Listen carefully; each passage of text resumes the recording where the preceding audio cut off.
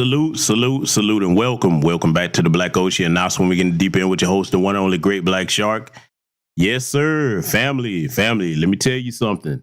This is going to be one of the most important broadcasts that I have ever done on this channel, because by the time it's over tonight, for those of you that will be joining us here and those that will catch this on the playback, it's going to put a great deal into context for you about not only the political game that both parties play in America. It's going to make sense regarding how the media backs them up as well. Oh, yes, you're going to get a hell of a political education over here tonight. And before we even get started, let me go ahead and read this, what you see on your screen here. We're going to read it together. Because the reason why I have this up here, you probably wonder, what, GBS, why do you have the definition of whataboutism up here on the screen? Well, this is to go ahead and get it out of the way at the beginning of the broadcast for those that come in here.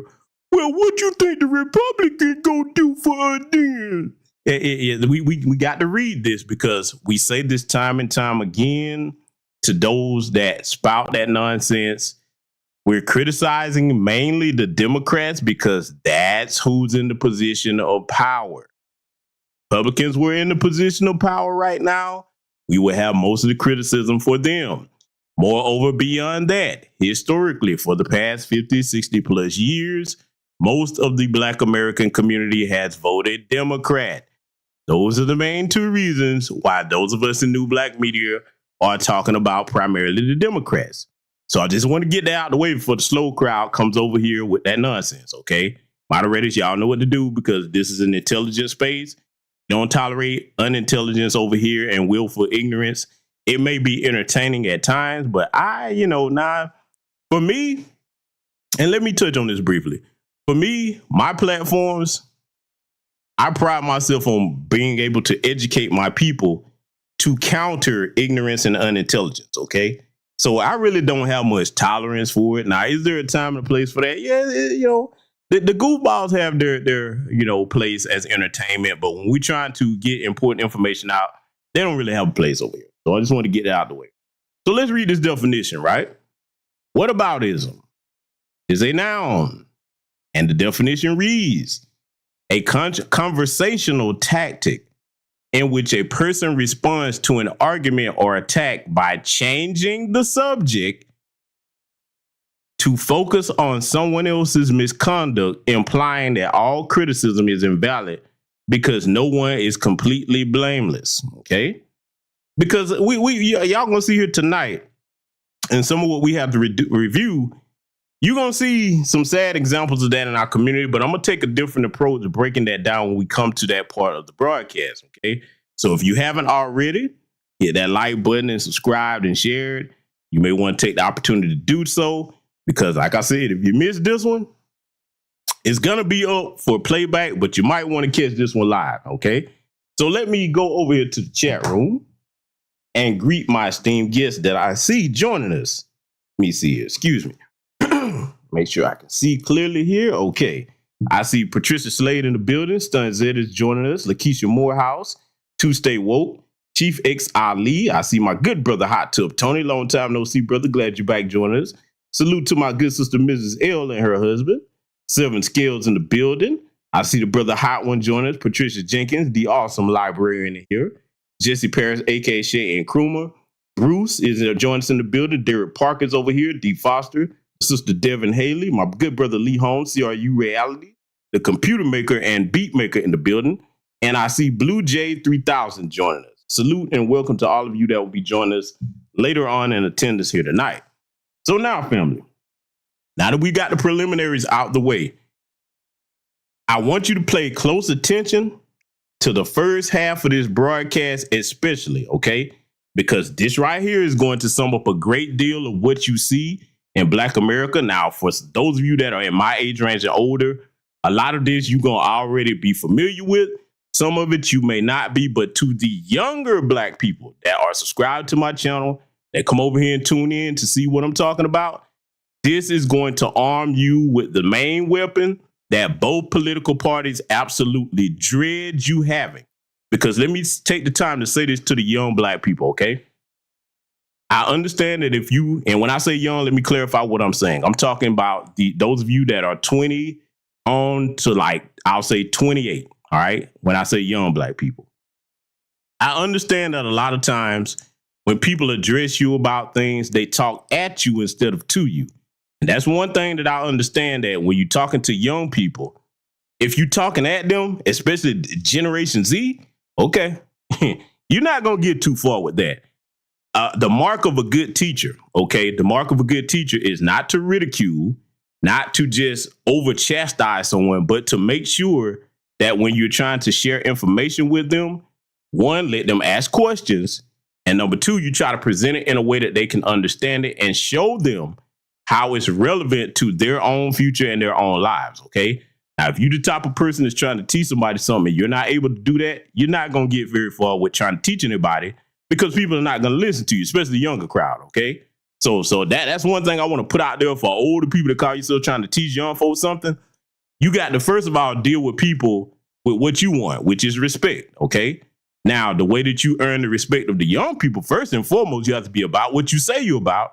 And then they have to understand that you really do care about them. Not that you're just talking at them, trying to flex how much you know. Because, see, this hour of our history that we're in right now, family, this is do or die. This is for a quarter. We need all hands on deck across all age ranges of society. Now, let me take the time to say this, too, to a lot of you sisters, okay? Because y'all gonna definitely learn something from this broadcast tonight. Oh, trust me, they're gonna put all kinds of age restrictions on this one. I see it coming. Just know if they take it down, it will be on the Patreon, and I'll actually put it on Rumble, okay? I'll put it on both of those so that you'll be able to have access to it. It's coming. Because, see, the one thing that they don't want y'all to have an understanding of, or should I say get the mastery of, let me say it that way. They don't want y'all to get the mastery of one thing. It's a 4-letter word. Now, we all know that when it comes to 4-letter words, most of those are bad, right? Well, this 4-letter word that they count on you sisters especially being up under is F-E-A-R. Fear. Fear. You understand me? They understand that if they can make the women of our community in particular afraid of anything, let me tell you something. When you're fearful, you can be easily manipulated, because you'll go for anything that you think is going to take that fear away. Now, when you have the enemy, okay, in this case, it would be white supremacy, the system of white supremacy. When you have the enemy trying to make you come to them for a solution, that's called a Hegelian dialectic. If you don't know what that is, you need to look that up and study that. Basically, in layman's terms, the very entity or people that are causing the problem will also present you with a solution as well, okay? Talk about something demonic. We're going to get deep over here tonight, okay? But by the time this broadcast is over, I guarantee you, most on-code sisters and some of you that are off-code, you might be a sister that's a Democrat. She a hardcore. You probably like, ain't nothing you going to tell me, GBS, that's going to sway me from vote blue no matter who. And if you say that, no problem, sister. I ask you to do one thing. Stick around until the end of this broadcast and then see if you still feel the same way. So now that I've got that out of the way, we're going to get started with tonight's lesson here. And trust me, family, this right here, you ain't going to see too many people put this in the context that I put it in. This one right here is going to be what you use for people that are in good faith about not knowing what to do, or if they don't understand different things. I'm going to give you everything you need to reach those particular people. Keyword, those people. I'm not talking about changing somebody that's stuck on doing whatever they want to do, no matter how harmful it is to them and the community. You're not going to reach those people, and you don't have to, okay? But for those that genuinely want to learn and want to get answers about what to do in this climate that we're in here politically, I'm going to provide them for you. So with that said, we're going to get started. Why politicians lie? The simple answer is because we let them. We have the power to prevent it. But if you don't use the power, if you sit back and say, I don't care, then they'll lie. And they have good reasons to. I mean, would it make sense for Tony Blair, say, to stand up now and say, please set up a war crimes tribunal to try me for the supreme international crime of aggression? Would that make sense? Or for him to say, please throw me out of my position as a special representative for the Middle East Quartet, because I'm doing absolutely nothing for peace but enriching myself. Or would it make sense for, and you can run down the line. Now, there's very good reasons either to lie or just not to tell the truth. If politicians told the truth, I think, you decide for yourselves, I think they would be saying what I was just talking about. They would be saying, we don't care at all about your security or your safety or your survival. We care about our power and about the power of the concentrated domestic power, which in our societies means basically the corporate sector. Now, it's not 100% the case, of course, but it will be, there's a strong tendency for it to be the case for the people who reach the top. That's how they reach the top. But the real answer is we let them. Back around 2000. Now, for those of you that don't know who that was speaking, that was Professor Noam Chomsky, okay? Now, let me go ahead and give this disclaimer also. I meant to say this at the beginning of the broadcast. What you're going to see here speaking tonight is mostly people in the dominant society. Why is that? The reason is twofold. Now, I know it's not particularly those of you in my audience, but a lot of black folks don't take it from other black people. You have to hear it from folks in the dominant society. That's number one. Number two, I'm letting them talk to you about all these things because what you're going to learn here tonight in this broadcast, the way we see politics and American society is totally different from how they see it, okay?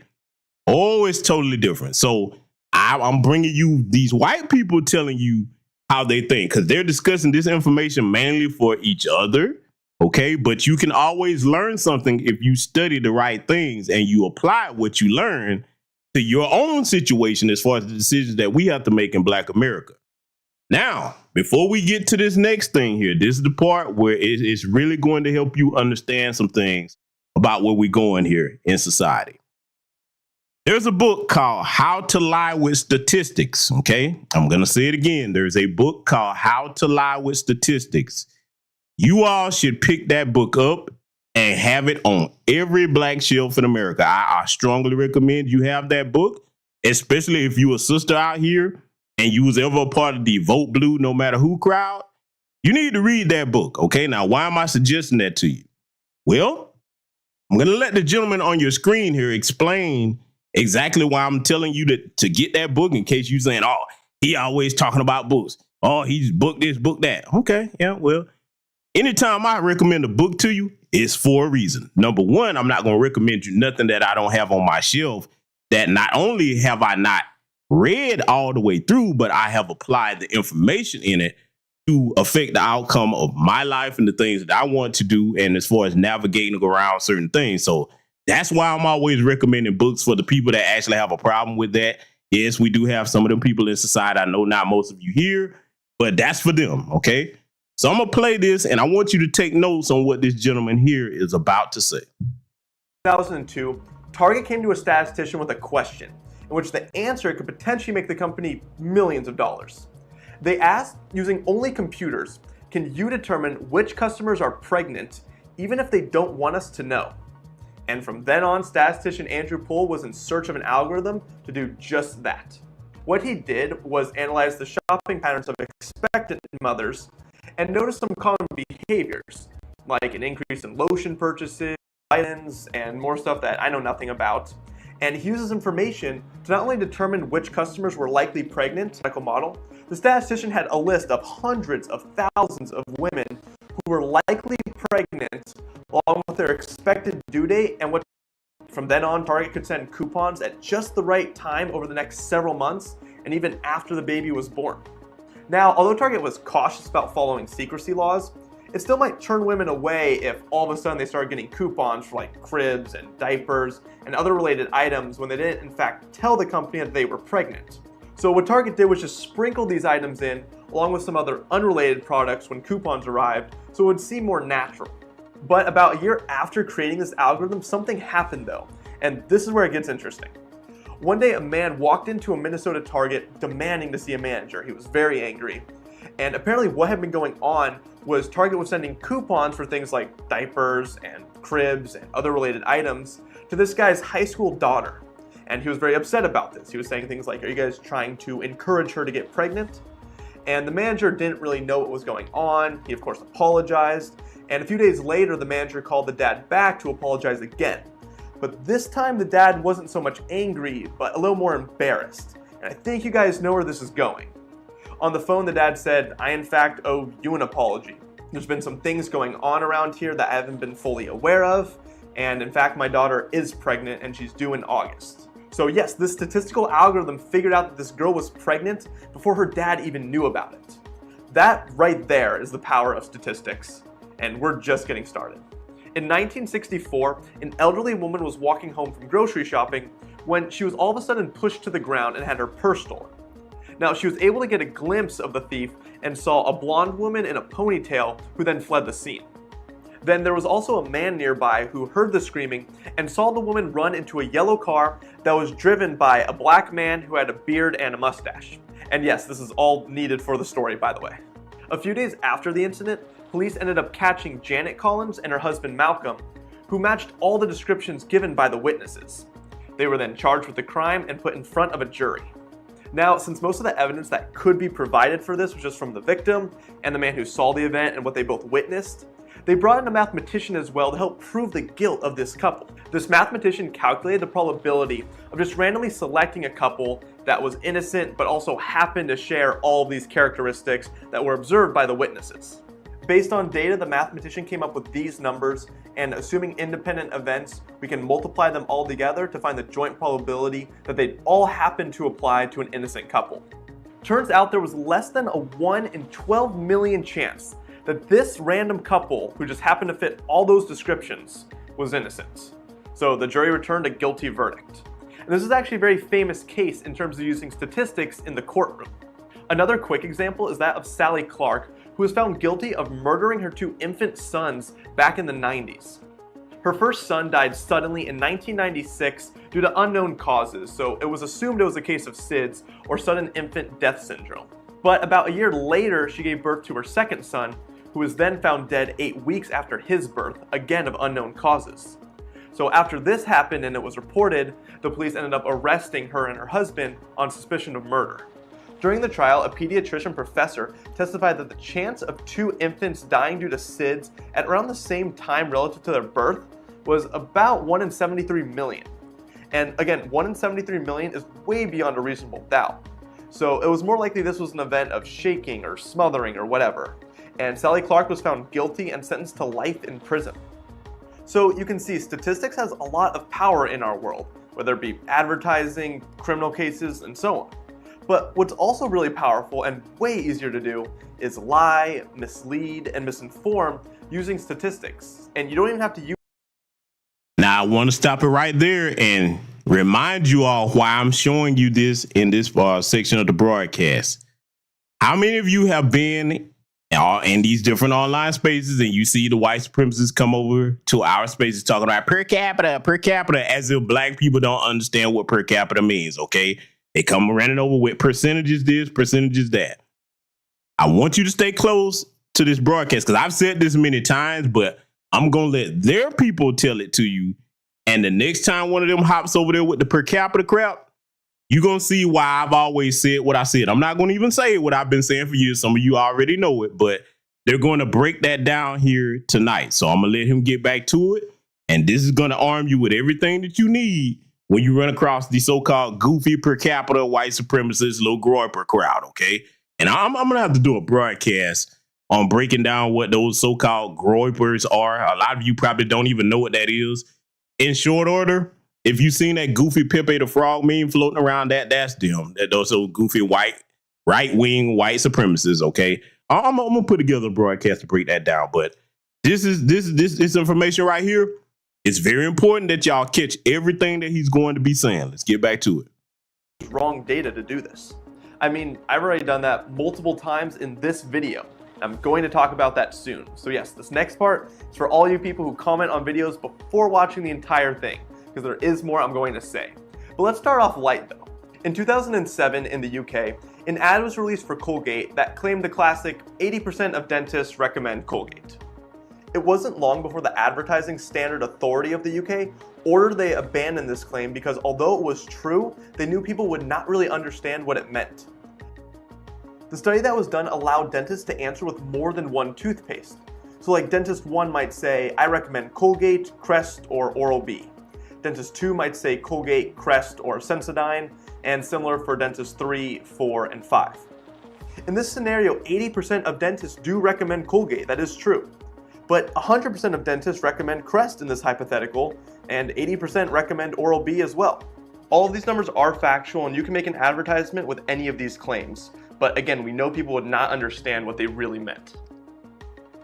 Now, for this next part, I'm going to ask you guys a question.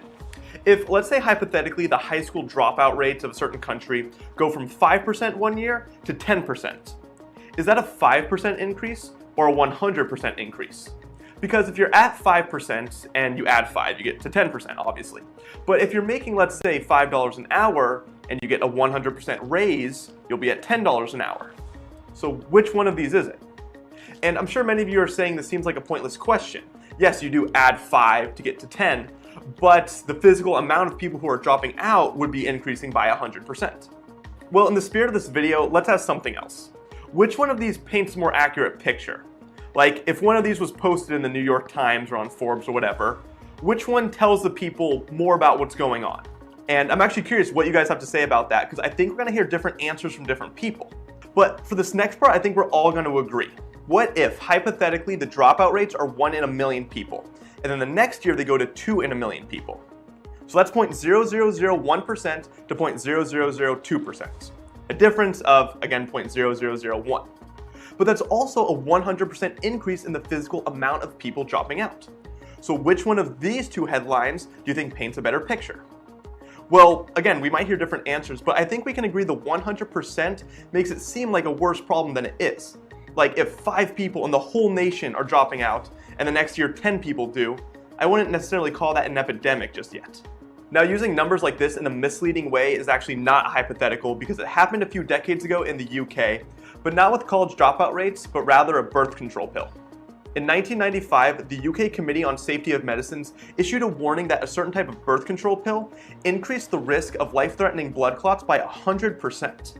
What that actually meant was that with the older second-generation pill, about 1 in 7,000 women developed a blood clot, whereas with the new pill, about 2 in 7,000 women developed a blood clot.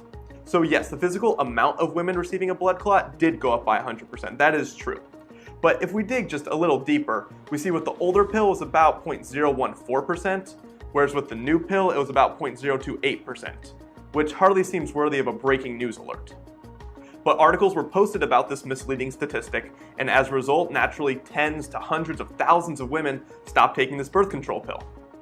Fast forward 1 year, and that scare was blamed for 13,000 unwanted pregnancies, many of which were teenage pregnancies. A lot of teenage pregnancy stories in this video. Moving on, did you guys actually know head lice is good for your health? Seems pretty stupid, right? But people actually thought this at one point. And that brings us to the part of this video titled correlation or causation, or both. Remember, it's usually very easy to determine that two things are correlated from a statistical test, but causation is a completely different thing that isn't so easy to spot. Yet people are very quick to assume that A causes B just because A is correlated to B. Sometimes the logic can be stupidly obvious, like fast-moving wind turbines are positively correlated to fast wind. As one goes up, the other goes up. But does that mean that fast-moving wind turbines cause fast wind? Well, obviously not, it's the other way around. But in many cases, it isn't this obvious. Like, what if I said that kids who watch violent TV shows are more violent themselves? Does this mean that those shows cause kids to be more violent? I mean, that could be possible and definitely would be an immediate thought for many people. But what if kids who are more violent just happen to watch more violent TV shows? That also seems perfectly reasonable.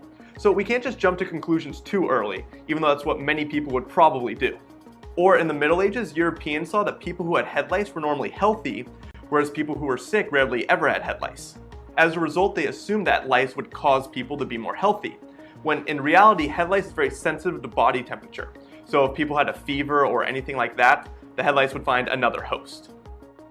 Then on this subject, we have the third cause fallacy, where two correlated events actually don't cause each other at all, but it's rather a third thing causing both. For example, ice cream sales do not cause an increase in heat strokes, even though they are correlated. Hot weather is instead the cause of both of them. Or for the past several decades, atmospheric CO2 has increased along with obesity levels. So does one cause the other? Well, no. Richer populations tend to eat more and also produce more CO2.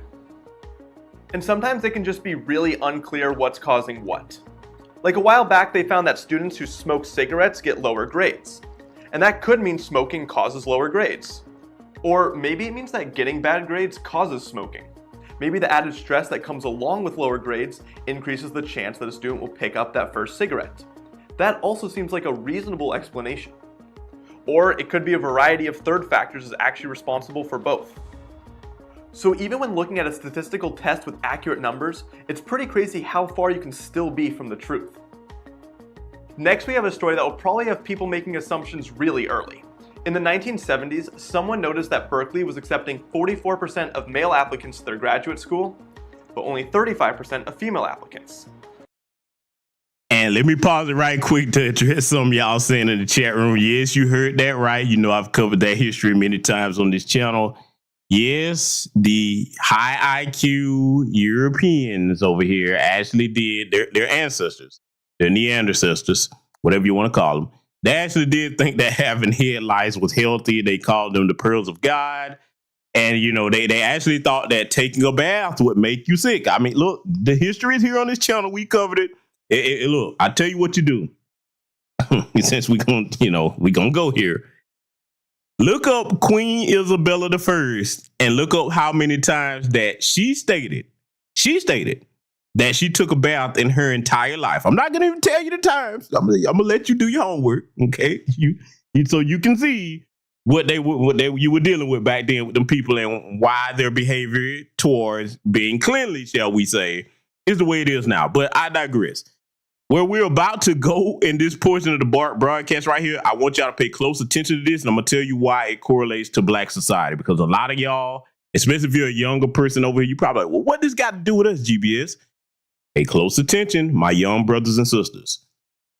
What he's about to read you now, I want you to pay attention to how they use gender war statistics, particularly that damn Democratic Party, to try to cause a divide between Black men and Black women. Sisters, you're going to want to pay close attention to this because there's a broadcast that I have on Patreon. And for those of you who are older, you know who this is. A lot of younger people may not know this sister, but there's a sister named Utrice Lead. Okay, she was a good friend to our honorable ancestor and Grandmaster teacher, Dr. John Henry Clark.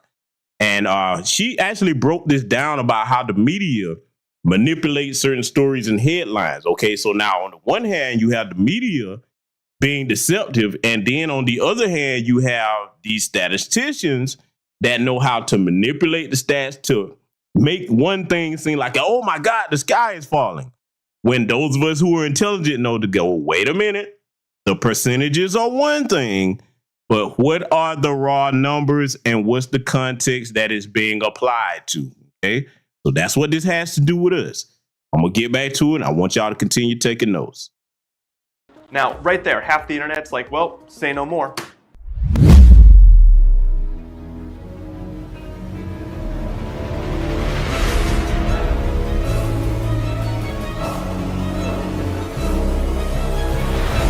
But only 35% of female applicants. And here we go.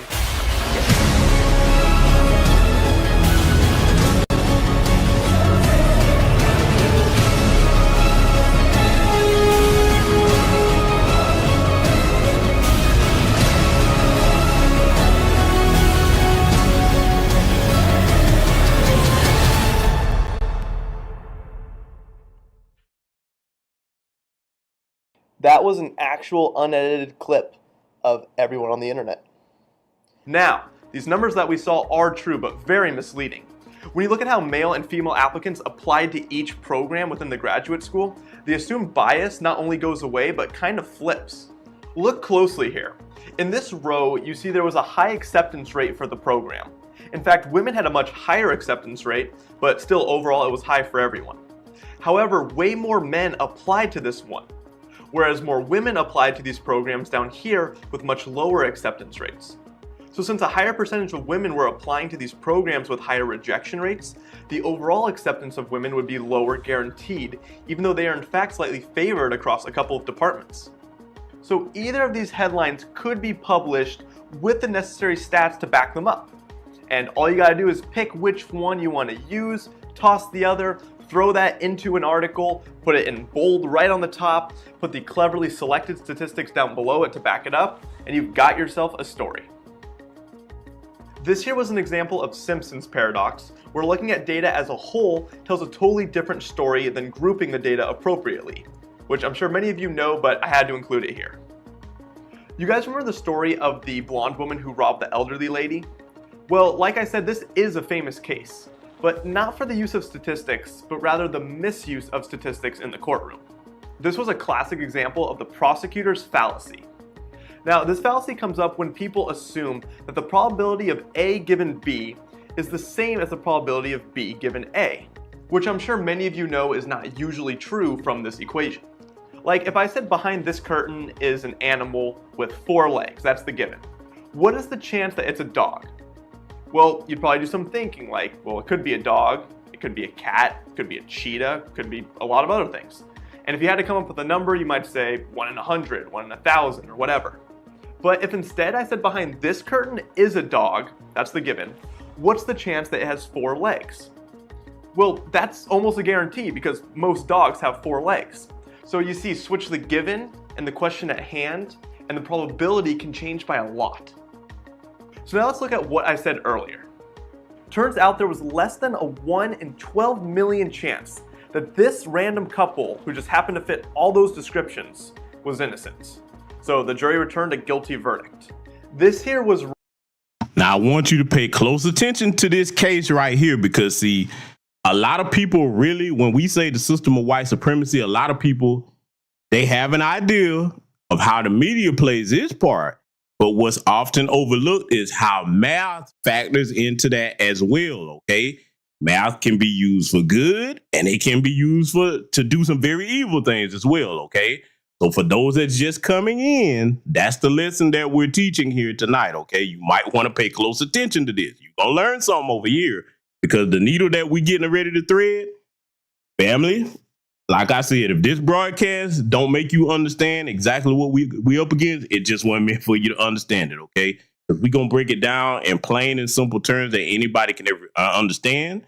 And we definitely going to thread some needles regarding the current modern day political process that we're all going to be engaged in or not be engaged in, because most of us have selected the candidate that we are going to give our votes to. That's Sir Couch of Chillington. That candidate has some damn good policies, pretty comfortable. So, you know, unless there's some tangibles on the table, a lot of us are going to vote the couch, okay? For those of you that are not, the only thing we're telling you in New Black Media Space is to give your vote to anybody you want, just not them damn Democrats, okay? We're going to thread that needle on exactly why here tonight, but pay attention to this case right here because, see, this may affect a lot of you in the chat room. Some of you may have family members that have gotten railroaded by the system and you probably couldn't figure out here's or tails of why. This right here is going to show you one thing that might have factored into their situation that you may not even be aware of. Let's get back to it. Wrong. The stats actually showed us that given an innocent couple, the odds that they fit the descriptions was 1 in 12 million. But then I said what the jury had also assumed, that if you switch the given and the question at hand, the probability stays the same, which we just saw can be very wrong. This left side should make sense. Like if I just grabbed a random couple out of a mall, that's the given, there's a very small chance all of these would apply to them. But this is the false assumption that is the prosecutor's fallacy. We're told or given, hey, here's a couple that fits all those descriptions. If maybe 10 people in the entire city fit all of those, given a random one, there's a 1 out of 10 chance that they're guilty, or a 9 in 10 chance of being innocent, not 1 in 12 million. And remember Sally Clark, who was found guilty of murdering her 2 children? This is also a famous case of the misuse of statistics. Turns out bacterial tests had actually been withheld that would reveal more specific information than a simple multiplication of 2 probabilities, which didn't tell the full story at all. Like, it assumed that the two events were independent of each other when genetic or environmental factors could have definitely been at play. Like I said, Sally was found guilty and sentenced to life in prison, but she only served 3 years when the convictions were finally overturned in early 2003. Up until then, though, Sally Clark was widely criticized in the press as a child murderer, and she was never able to recover mentally from the false accusation. A few years after her release, she developed psychiatric problems and died in her home from alcohol poisoning in 2007. I'm going to repeat that for everyone who didn't follow it. A woman lost 2 of her children due to natural causes, was accused of murdering them, was put on trial and found guilty due to a misuse of statistics, spent 3 years in prison, and even after her release was not able to recover mentally and died just about 4 years later. If you guys don't find that story insane, then I don't know what to tell you. And actually, the results of this case prompted the Attorney General to order a review of hundreds of other similar cases. Now, because I don't want that to be where we end this video, let's look at one more classic misuse of statistics. This one has to do with how data is represented, and it often involves bar graphs that don't have 0 as their baseline. For example, Fox News once showed a chart detailing the numbers of what would happen if the Bush tax cuts expired.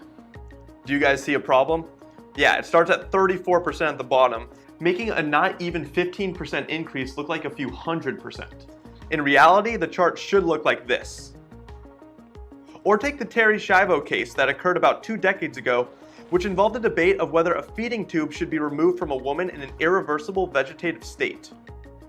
During that time, CNN posted this graph detailing which political parties agreed with the courts. It seems like Democrats supported the decision significantly more, but because the baseline is not 0, it appears way different than it should. This is what the actual graph would look like.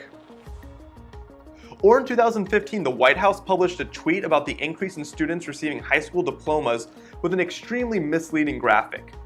They made around a 10% increase look like nearly 200%. Or in music, there was a chart release showing views between top artists that made Drake look like he was ahead by a large margin, when in fact it was about a 5% lead. Now, I'm guessing the comments on this video will be rather interesting, but remember, these were cherry-picked events, and it's not like everything I said paints the full picture either. I just find it interesting that these numbers can change the way we think about a person. They can peek into some of the most intimate moments of our lives based on our grocery list. They can make very trivial events seem very serious and vice versa, and you don't even need to use wrong numbers for this. But hopefully this showed just how not cut and dry math and statistics can be in the real world outside of a school setting especially. Now, you heard him break down how statistics can be used to lie, okay? You heard that from the 0 to the 0. Can't get any more simpler than that, okay? And for those that are just coming in, you might want to go back and review that part of the broadcast if you got here late. And yes, I know YouTube doesn't send out notifications, but this is why you should always check the community tab, because I always post when I'm going live on the community tab, sometimes a day in advance. And you can also check the live section of the channel to know when we're going live. I usually post on my Instagram story when I'm going live, and I also tweet on X, or whatever you call it on X, when I'm going live as well, okay? So now, I got the white serpent back up here again because we got to circle back around to how this affects us, okay? As far as these political parties over here, because I got some information for you. I'm going to save that to later on here in the broadcast. A lot of y'all are not going to believe it. It has something to do with the illegal alien invasion. I'm going to call it that, but the media says a migrant crisis. Okay, it's one that our good old Jim Crow Joe, you know, those that say they're riding with Biden, he caused that because it was not like this before this president got in office, okay? So we're going to get back to how everything that we reviewed here affects us in our community. And family, let me tell you something. Before we do that, you see the white serpent that we have up here, which represents both political parties, by the way, the dominant society, system of white supremacy, whatever you want to call it. But remember when I showed you these bootlegs right here from the Louisiana Legislative Black Caucus and, you know, the Congressional Black Caucus, they're not the only ones. I got their picture up here because these bastards right here are complicit with that, because everything that I just showed you here in this first part of the broadcast, they understand what's going on. See, let me put something on your mind. Have you ever wondered how a lot of these bootlicks like these, they'll go into political office and they struggling just like the average black person in America, okay? Struggling. Or they might just be slightly above the average black person in America. You ever looked at how when they come out, they're filthy rich? Now, I'm going to give you some homework to do because, see, a lot of black people don't really pay attention to this kind of math that we're discussing here tonight, but math is everything, okay? As I showed you earlier in the broadcast, it can be used for nefarious purposes, but can also be used to uncover the truth and empower you. Do some homework and look at what the base salary is for your congressman in your state. Go look that up, okay? And you tell me if that base salary, by the time they leave, would make them multi-millionaires. I got to put these numbers on your mind here, because, see, we going to get on the system, but we're not going to leave these bootlicks out the way because they know about everything that I presented you. And see, this is why they walk around, you know, like Boule Buffet Master Roland Martin, like they know so much more than the rest of us. See, it's not just, let me break that down. It's not because they're so much smarter than the average person because they got a degree from whatever university. What they're saying in an underhanded way is, I've been around white mommy and white daddy, and I watch the things that they talk about in meetings that you're not president at. So that's what makes me smarter than you. Understand what the bootlegs like Roland Martin are really saying, okay? So I just wanted to put their picture up here because I want you to see, before I was so rudely interrupted and I was going in on their shields, because see, this is why y'all need to understand they must protect their Democrat shields at all costs, all right? So now we're going to get into the portion of the broadcast to show you something further about the political lies that are often told, especially by this Democrat Party. Now, for those that are coming back in, or if you're just now catching this portion of the broadcast and you didn't catch the other, I gave the disclaimer that we talk about the Democrats right now, here in 2024, the year of our Lord, because they're in power right now. We would talk about the Republicans if they were in power. Moreover, the last 50, 60 plus years, our people, Black America, has voted primarily Democrat and hasn't gotten anything in exchange. So that's why we're talking about the Democrats, for those that bring that bad faith argument. Now, what I'm about to show you, because PewTube isn't going to like this either, okay? And I want y'all to bear witness to this. If anything else happens to this broadcast, everybody that joins us in attendance, everybody that caught the first portion of it, you can see I'm not in violation of any damn thing, okay? All of this is fair use. I'm going to add, you know what? I'm going to do something rare. I'm not going to even use any curse words for the remainder of this, okay? Y'all know that's rare with me because, you know, hey, you know I can go with the best of them, okay? A lot of people don't like that. You always cursing. Yeah, I do curse. That's right. I told y'all I'm a heathen. He ain't finished with me yet. But for tonight, okay, I'm going to clean up the language. But I'll tell you what, the truth is going to hit just as hard even without any type of expletive language used, all right? Because there was none really used in the first portion of the broadcast. YouTube is doing what it do. So like I said, we tell y'all that they're messing with our channels. You just saw that in real time, ladies and gentlemen, all right? Anyway, the show will go on. One PewTube monkey will not stop a show, okay? Or this information and truth that we're going to bring over here tonight.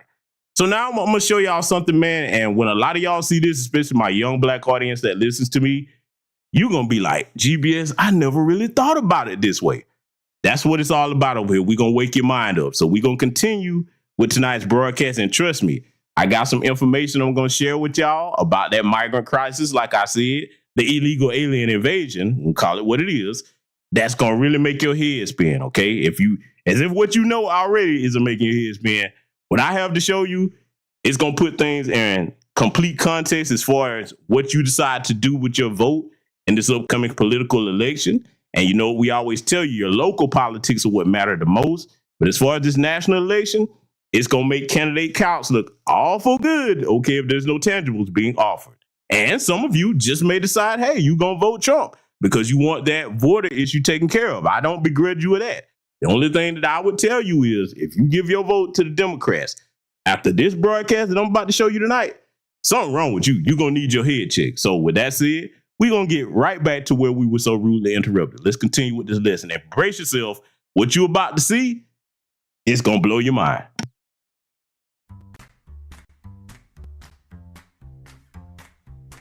This is the most important election of our lifetime.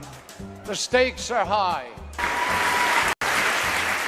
To be a part of the most important election of our lifetime. In the most important election of a lifetime, where everything that you care about is on the line. This is the single most important election any of you in this room will ever have voted on. That's why this election could not be more important. This election is the most important election of our lifetime. It's not an exaggeration to suggest that this is the most important election anyone in this room will ever participate in. I can't think of a time in my lifetime when this country has faced a more important election. Now, I know politicians always come out and say, this is the most important election. Well, this time, we're telling you the truth. This is the most important election in our lifetimes. When we vote in this election, we'll be deciding what kind of country we want to live in. I really believe it's the most important election of our lifetimes because we've never had a clearer choice. There are only now 7 days left in the most important election of our lifetimes. Voice is important, it matters, and this is one of the most important elections of our lifetime. Not hyperbole. This election is bigger than politics. This is the most important election you have ever voted in, no matter how old or young you are. The real reason I came down to Miami, because this Tuesday might be the most important election of our lifetimes.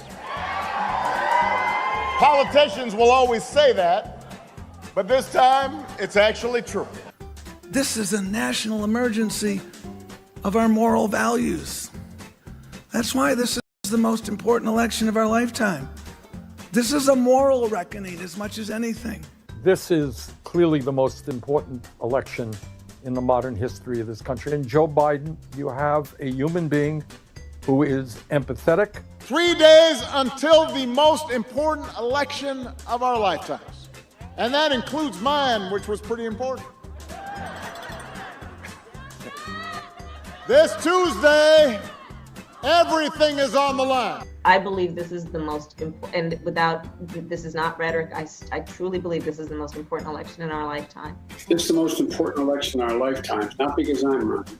This is the most important election of our lifetime. I can't do the insurance reform stuff. We took a long time to do our bill. I can't dictate this stuff. But I can't do that by myself. We don't have the assurances. One of the lessons I've learned in my first 4 years is that you can't change Washington from the inside. I'm not a fraud. I'm not a criminal who defrauded. All right. So now you heard the Democrats, all of them lined up. You saw the different years that they repeat that over and over and over and over again. Now, I played that for a reason, because, hey, they're not kidding. This is the most important election of our lifetime. Now that you've seen that, family, and it's been compiled in a comical way, but I'm showing you how that deception has been used upon Black America time and time again. I want to give you a slight homework assignment for after this broadcast is over, and be watching for this coming this year. Watch for that particular line. This is the most important election. They're coming with the fear mongering and everything. Oh, they are coming. They are coming because, see, what you just witnessed is pathological lying on steroids. You understand? Pathological lying on steroids, particularly aimed at our community to take advantage of us, to get us to cast our votes for nothing. I've always told you, if you won't work for free, you should not vote for free as well. So now we're going to delve deeper into the pathological liar mindset. What I'm about to show you next is going to thread the needle and I'm showing you this in their community for a reason, so that you understand that when they come dealing with you, they're on a whole nother level than the average Black person is prepared for, as far as the deception and fraud, even with the history we've experienced with them in this country. Okay. So now we're going to take this back and look at several different cases here of the lies. And like I said, I'm going to bring this forward in the present day. I'm prepping this like this for a reason. And in advance, expect them to start messing with this too. Because again, if I was up here cooning and buffooning Okay, if I was the guys, I got a joke for you guys. Gonna come and entertain you this week. I've got celebrity gossip. What's up, everybody? Did you hear what Beyonce did? Oh, did you know that Cardi B and Offset were cheating? If I was that guy, if I was coming up here doing that, I would have a crystal clear stream. Oh man, they would give me 180,000 subscribers a week. Oh boy, they would keep coming. It would be rolling and rolling. But see, I don't play them games over here because let me address that before we get back into it. Yeah, I got to throw some humor in here because I'm laughing at them. They're not gonna stop me from getting this information to y'all one way or another. Let me tell you why I don't want that goofy crowd that I was just picking on. That's the lowbrow goofball crowd that when the SHIT hits the fan, okay, I'm spelling out, didn't say it. When it hits the fan, they're gonna be unprepared. They're the cannon fodder, okay? The dummies, the crash test dummies that go first. I don't want crash test dummies over here. So that's why I never do that kind of content. And when I do critique celebrities, I try to do it in a way that presents a lesson for our people to learn something from. Not in the, oh my God, they're so great, because they're really not. Let me tell you something. As someone that works executive security, okay, you spend time around a lot of these people that they're called celebrities, y'all would really not see them the same, okay? Boy, the illusion, but that's a whole broadcast for another day. Getting back to what we're discussing here tonight, I'm going to play this for you. And I want you to take notes of some of these are well-known cases of outright pathological lying in their community regarding the political process and some of their revered political icons. Because see, in the dominant society, the way that you become revered is to refine your ability to deceive people, okay? So with that said, I'm going to play this and I want y'all to study. The entire country and made up this fictional character and ran for Congress. I've been around a long time. That's newly elected New York Congressman George Santos apologizing after getting caught lying about where he went to high school and whether he graduated from college, and where he worked after not graduating from college, and whether he's Brazilian or Jewish, and whether his grandparents actually fled the Holocaust, and whether his mother died on 9/11. Santos is an extreme case, but resume padding is nothing new in Washington. Who can forget Senator Elizabeth Warren's fraudulent and ultimately apologized for claims to Native American heritage? I am not a person of color. I am not a citizen of a tribe. She apparently even plagiarized the Cherokee recipes she contributed to the 1984 cookbook called Pow Wow Chow. There's folks like Senator Dick Blumenthal of Connecticut who lied about serving in Vietnam during a tight race, but, well, you know, really didn't do anything wrong, right? I may have misspoken. I did misspeak on a few occasions. And of course, there's President Biden, who dropped out of his 1988 presidential bid after getting caught lying about his undistinguished academic record. Pay close attention to your good old pal, you know, Uncle Joe, as some of the goofy bootlicks call him. You know those that claim they're riding with Biden, because I broke down plenty of his lies several times on this channel. Family, you can't make this up. I want y'all to listen to this, okay? Because see, a lot of vote blue no matter who crowd, first he's going to tell the lie, and then I want you to see what he comes back and says about the lie later. Now, you know me, I wouldn't care if he was just lying to his people. But when you come over here lying to my people and it affects our community, then you become my problem, Jim Crow Joe. So right now, before I show you this, I'm going to ask a question, family. Do you think someone that's a proven liar deserves to get anything from you? Votes, money, respect, you name it. Do you think that a proven liar, not only are they lying, but the lies that they tell are a detriment to you, your household, your community, and your family? I just want to put that question on your mind here now. So for those that think that, well, it's not a big deal. Yeah, okay. We'll see here. Let me let this play. Graduated with 3 degrees from undergraduate school and 165 credits, only need 123 credits. Biden now concedes he did not graduate in the top half of his law school class, that he does not have 3 degrees from college, and that he was not named outstanding political science student. Incredibly, he even plagiarized the life story of a British politician whose families were coal miners. Hell, I might be president now if it weren't for the fact I said I had an uncle who was a coal miner. Turned out I didn't have anybody in the coal mines, you know what I mean? Really? I tried that crap, you know. When politicians... Did you hear that? Whoa, hold on. Nah, we got to run that back. We got to run that back because, see, this is your Uncle Joe, y'all. You know, the riding with Biden crowd. I want you to hear Uncle Joe again. We going to run that back for those in the short bus, vote blue, no matter who crowd, okay? We going to play it one more again. 5 credits, only need 123 credits. Biden now concedes he did not graduate in the top half of his law school class, that he does not have 3 degrees from college, and that he was not named outstanding political science student. Incredibly, he even plagiarized the life story of a British politician whose families were coal miners.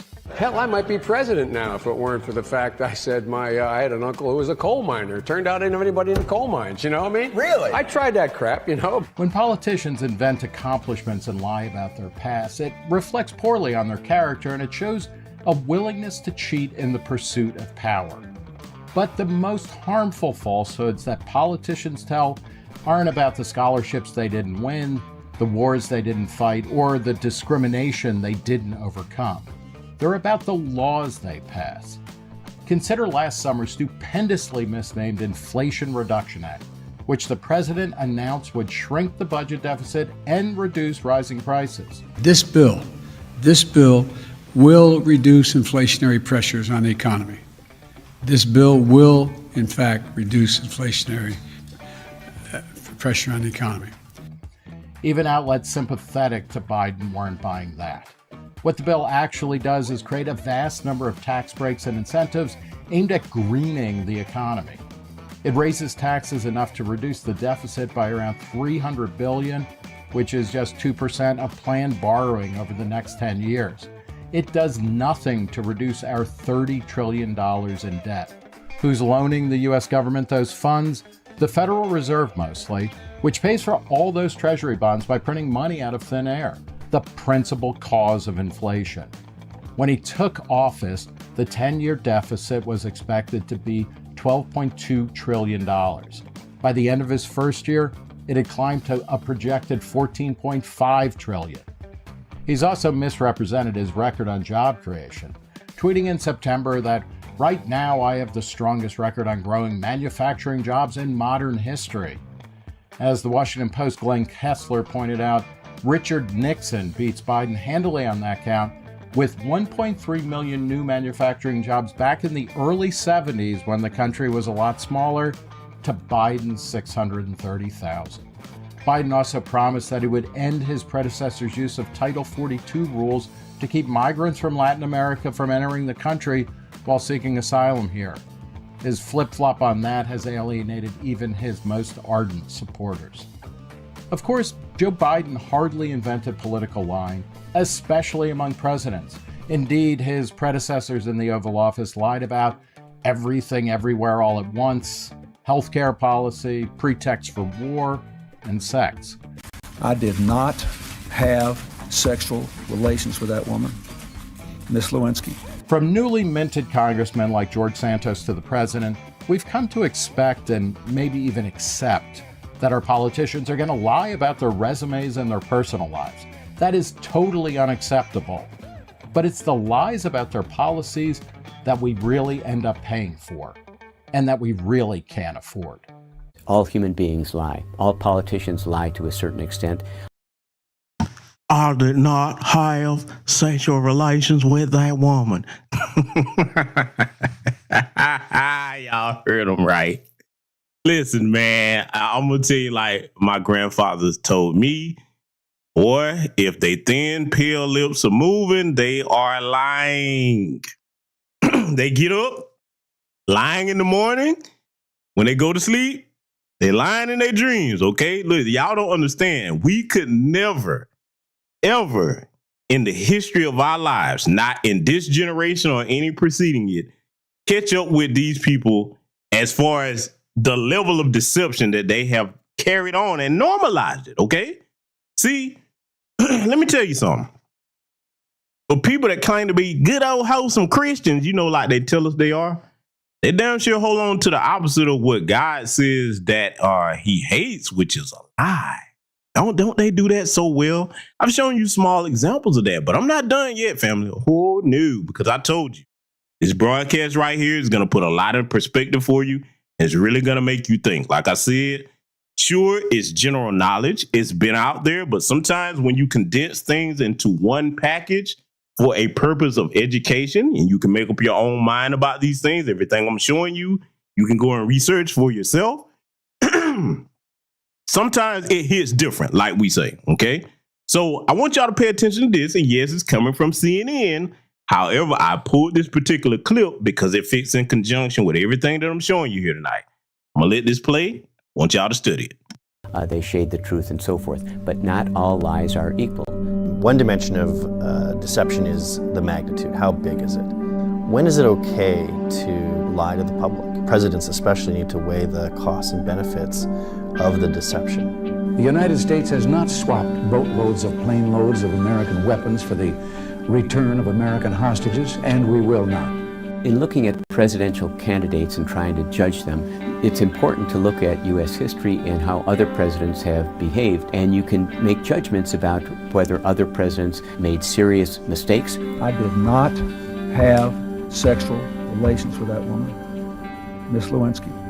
Secret reconnaissance of Russia by high-flying American U-2 jets ended when one was downed deep in Soviet territory. But nevertheless, there's a difference between minor lies, shading the truth, or misleading the country in something important about public policy. We found the weapons of mass destruction. We found biological laboratories. Well, I think when you compare Donald Trump, I got to pause it on that one. Little buffoonish Bush right there. We found weapons of mass destruction. We found biological laboratories. Now, for my fellow combat veterans, do you remember them disclosing the actual location of the, weapons of mass destruction and biological weapons that they claimed Saddam Hussein had just ready to go?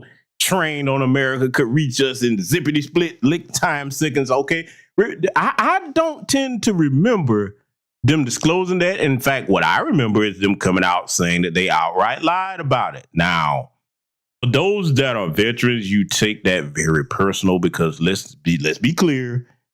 Everybody understands what you're signing up for when you join any branch of the armed services, but it's just certain lies that hit different when you know people that have died over these lies, okay? I'm trying to contain myself talking about some of that because that's very personal for me, okay? But that lie in particular, I'm harping down and drilling down on it because what I want y'all to understand with this current climate that we're in, those of you that are determined to vote blue no matter who, this little goofy warmonger in office, if they enact the draft, that's your sons and daughters that they're going to send over in harm's way over these lies. I've told you that the current state of the American government is the equivalent of a big nursing home. Okay, show me the difference. Show me how I'm wrong about that. It's a big nursing home for the most corrupt people in both parties that will send your sons and daughters to die over lies and ego trip, okay? The only conflicts we should be concerned in is if people are invading this country. Like what we got going on right now. Thank you, Jim Crow Joe Biden. That's what we should be concerned about, okay? Not going overseas, meddling in other people's affairs, trying to destabilize their countries, okay? That's the average American citizen. I'm talking to you, white America. If you had any sense, you would be vehemently opposed to everything that's going on, no matter which political party is in office, when it comes to some of these lies we're going to review here tonight, okay? So I just wanted to get that off my chest. We're going to get back into this, though, because we're not done examining their lies yet, okay? A lot of you that are my age and older, you're going to remember some of these lies. We showed you the Gipper, so-called Ronald Reagan, earlier in the broadcast. Okay, we remember his famous lies, but we're not done yet. We're going to get back to covering some of these lies, and like I said, I'm going to show you exactly why the Boule Bird Martin crowd, okay, and why some of these women like the Tiffany Crosses that just coming out telling particularly black men, well, you just don't understand the political process. No, Helfer, you don't understand. You don't understand any of what I just showed in the first half of this broadcast. And you're not going to really understand the rest of what I got to show you, but you know who will understand? Those of you ladies and gentlemen gathered over here live tonight, and those of you that catch both halves of this on the playback. And yes, I'll repeat it again. I will work on putting both halves together, and I'll probably air it as a premiere on this channel. And like I said, if anything happens to it, it will be on Patreon or Rumble, because they don't want me talking to y'all like this and showing you this. You know why? Because see, one thing that let me say this about my people. Most black people, if you're presented with the truth, you'll make different decisions. You understand me? See, the truth is a very powerful tool, okay? The truth is always the most powerful tool in your arsenal. And see, if you're naive about something or you're willfully ignorant about something, that's two different things. The willfully ignorant, they understand the truth. People that are naive, they actually mean well. And let me say this, you know, I ride down and crack on the bisexuals often, but some of those are really good people. Some of them actually think they're doing the right thing. And I'm going to tell you why. Because they don't sit down and research policies and numbers, okay? You know, I always say that on this channel. Research policies and numbers when it comes to the political process, okay? And see, if you understand the truth, then there's no way that you can go along with a lie, all right? So that's the reason that I'm showing you this in this particular order here. Let's get back to it. Deception with Hillary Clinton's deceptions, they're very different. Hillary seemed to be born out of the classic, what I would characterize as classic human lying, that is, protective deception. There's problematic information sitting in her head about emails or whatever, so she feels the best way to deal with it is to leave stuff out. Classic, you know, just holding back. And then when pressed, kind of says some false things and kind of is ambiguous and stuff. I have provided the department with all of the work-related emails that I had, and that's really what is at the core of any kind of effort to make sure that material is collected. It's all the classic things that you and I and other people do in terms of why we deceive. Clinton realizes that there's a reality, and she tries to deny it sometimes. But when pressed, she finally admits, I did it, I made a mistake. Whereas Donald Trump might not feel that he has to be careful about what he's saying. Russia, if you're listening, I hope you're able to find the 30,000 emails that are missing. And he can say things about ISIS or about Putin, and it doesn't make any difference. When in fact, if you're the President of the United States, it does make a big difference. You can pretend things all you want, but reality has a way to catch up, and the truth has a way to make itself known. Gravity works whether you believe in it or not. The framers of the U.S. Constitution felt that the Constitution structure itself, separation of powers, would save us from a lot of problems. But these parchment barriers cannot guarantee anything. You still have to have good citizens who will elect virtuous politicians to lead the country. And virtuous does not mean perfect. Ask not what your country can do for you. Ask what you can do for your country.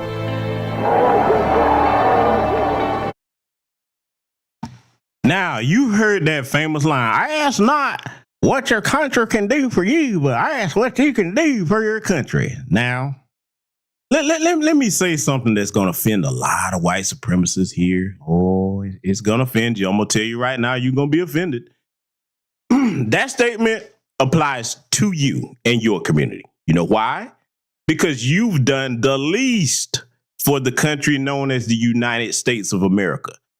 That statement does not apply to the foundational Black American freedman, man and woman. You know why?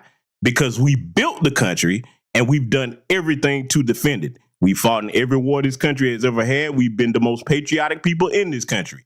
There's no such thing as a collective from the foundational Black American community that went and stormed the Capitol. Hello, January 6th, huh? Our people don't do that. We already know what the outcome of that would be if a bunch of black people ran over there like that. Oh, that would have been handled completely different. And, you know, I'd be remiss if I did not shout out the good brother that, you know, did his job that day at the Capitol. You know what I'm saying? Ashley Babbitt, you know, the little happy hoppy rabbit. Yeah, she hopped on up out of, you know, she's finished with all her living now. He helped her. She was breaking the law. She was a criminal. And white supremacists, I don't want to hear nothing, because what y'all always talking about us. Y'all, what y'all, Law and Order, back the blue? Come on now. Hey, yeah, look, so, we gonna back the blue in that particular case. Yes, he was doing his job and he rid us of one less criminal, okay? So now, we're going to examine this because this goes back to what I showed in the first half of the broadcast before we were so rudely interrupted. Biden easily won South Carolina Democratic primary but faced low voter turnout. That's the truth, because remember what I told you about those percentages and actual whole numbers, okay? Oh, yeah, we going to go here with this. We're going to make all of this stick over here tonight because, see, there's something I want to examine real quick, all right? Now that I've showed you everything in the first half of the first broadcast and this one, family, we're going to examine the rhetoric from one of these Democratic shields. And I'm going to be honest with you, I don't think this lady is FBA. I'm just looking at her features. And I'm not going to do what I usually do and clown her, but I'm going to let her ramble on and babble on. And by the time that I finish breaking this down in conjunction with everything I just shown you, you're going to see that there's some people that just can't be reached. They have to be written off, okay? I'm going to play this, and I want y'all to listen to this. And by the business, let me take this banner down because I want to show you something. Just let me make sure I enhance this so that you see exactly which page that I got this from on IG. None other than Cadillac Shabazz Tamika Mallory. Yeah, Miss sexism is a bigger problem than racism. Really, ma'am? They're not hunting us down because of our gender last time I checked, and you should know better. But hey, tell me you a Democratic shield without telling me you're a Democratic shield, okay? So I just want you to be aware of where we got this from, all right? Go ahead and show it to you. Because, see, family, what I'm going to play right here, this is very sad. And the reason why I said it's sad in two different ways, okay?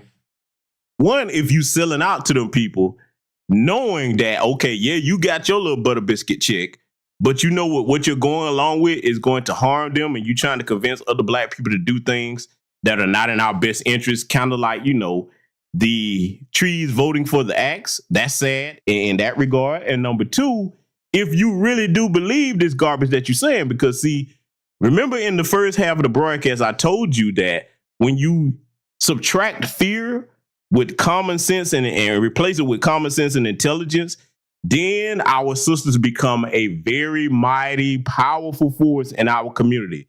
Why? Yes, we all know that our women are the first teachers of children, and also they hold a great deal of sway in the families that they're respected in, okay? As far as decision makings, all right?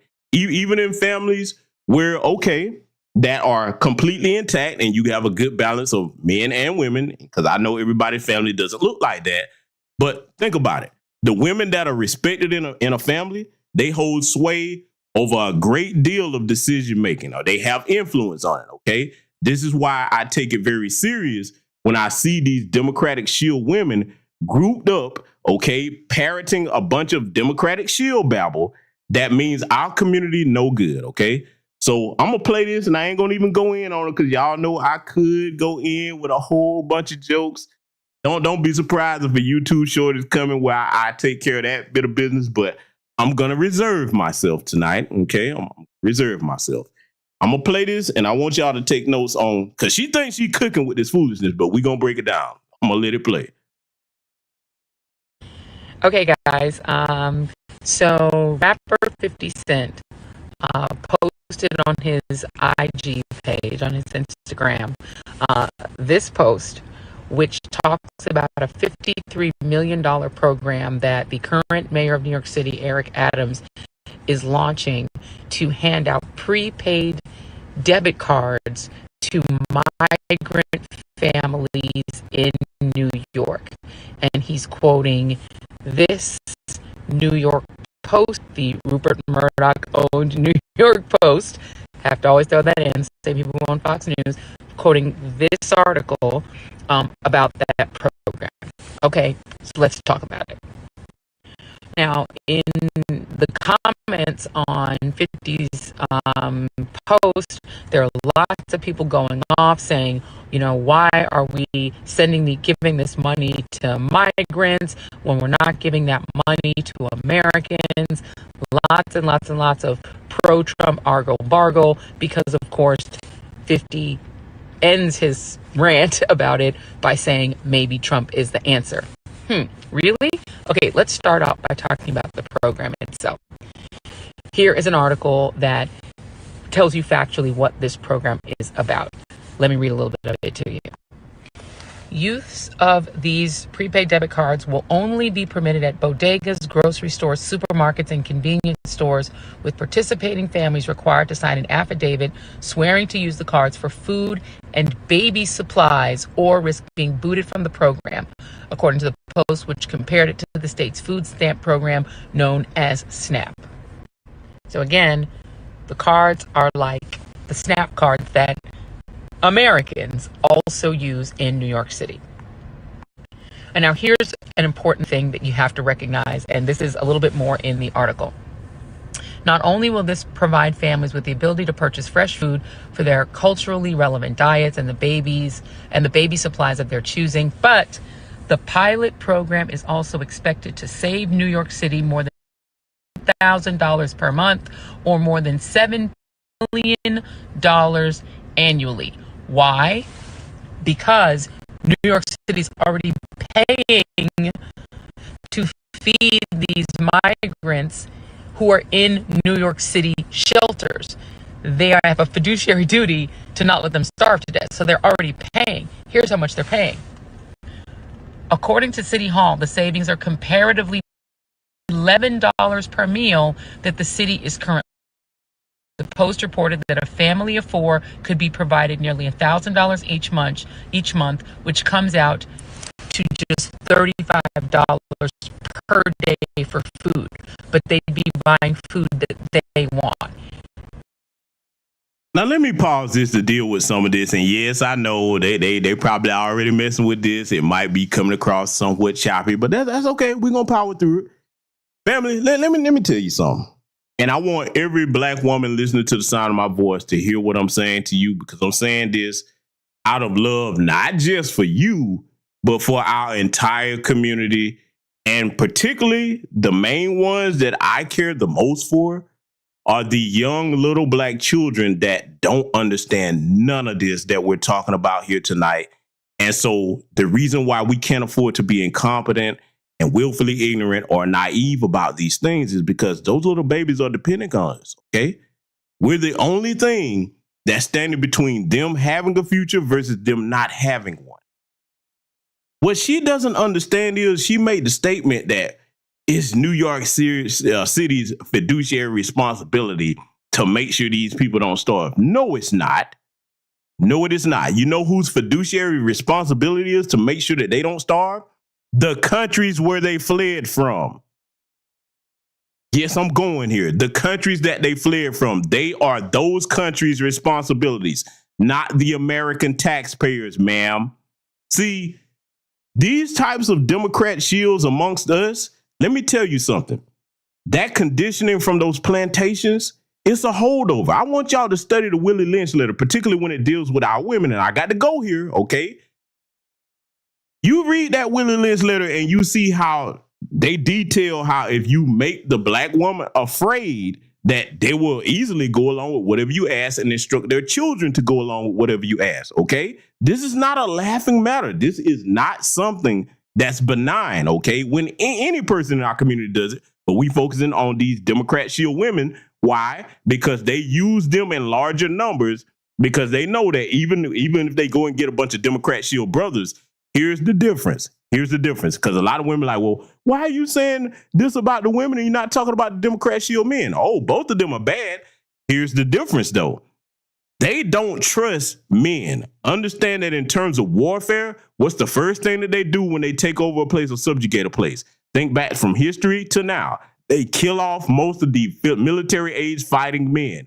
Why? Because they don't want to take a chance on the men bucking against them and usurping their power. Okay, now in political terms, which is warfare without bloodshed, politics, that's what it is. They know that, okay, if they're not going to outright kill the Democrat shield black men, they don't want them in positions where they might actually try to buck against anything or actually go and find out something and come back to the community. Unfortunately, a lot of these Democrat shield women, like the one you're looking at on your screen, they cut them the right check, little peanuts. Okay, let them rub elbows with certain politicians. And the ultimate icing on the cake, get them a zaddy, Kamala Harris, Ilhan Omar, Bucktooth Ocasio-Cortez. Yeah, come on now. We got to tell the truth. They know that that's all it takes to keep you on the Democrat Party plantation train, okay? Battle coons, if you will. That's what I'm going to start calling them.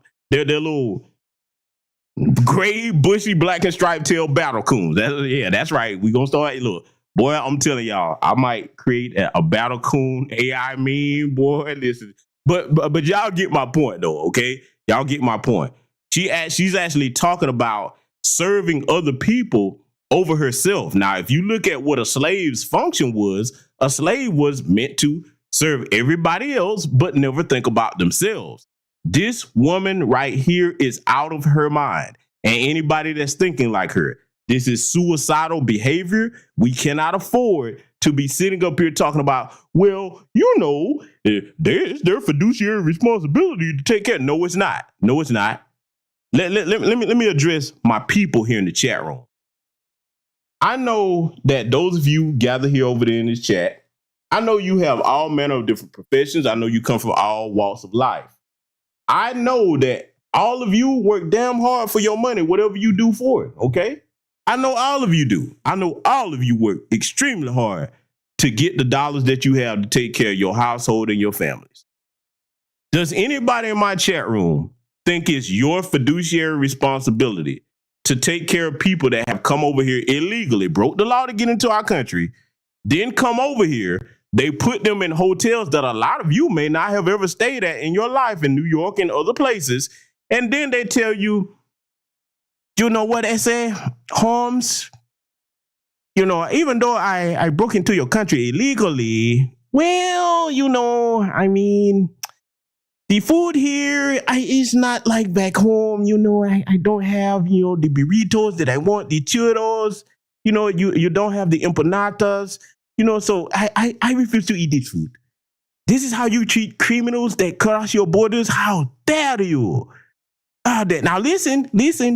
It's important that you feed me right, because in a few years, I'm going to be telling you to pull yourselves up by your bootstraps and how hard that you do not work.